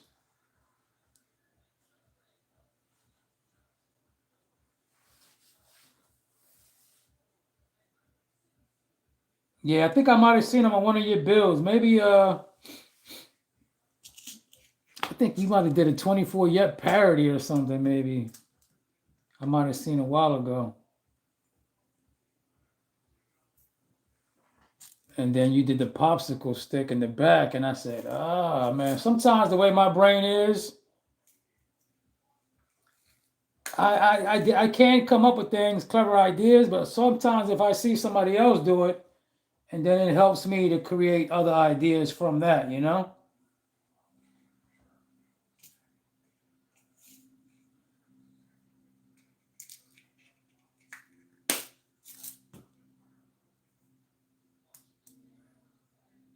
Yeah, it might have been that joint, yup. Yeah, I remember I came across that one a while ago, man. Like I said, I've been into the crawler now a little over a year, man. Looking at a bunch of channels, getting inspiration from everybody, different people's courses. Love the community. But all right, man, let me get up out of here. Yeah, I kind of like doing the lives, man. It's a little bit easier than putting out a video. But yeah. Nate, you messing with the what up, Sep? You messing with the SCX 30s at all? Or no, that's not for you.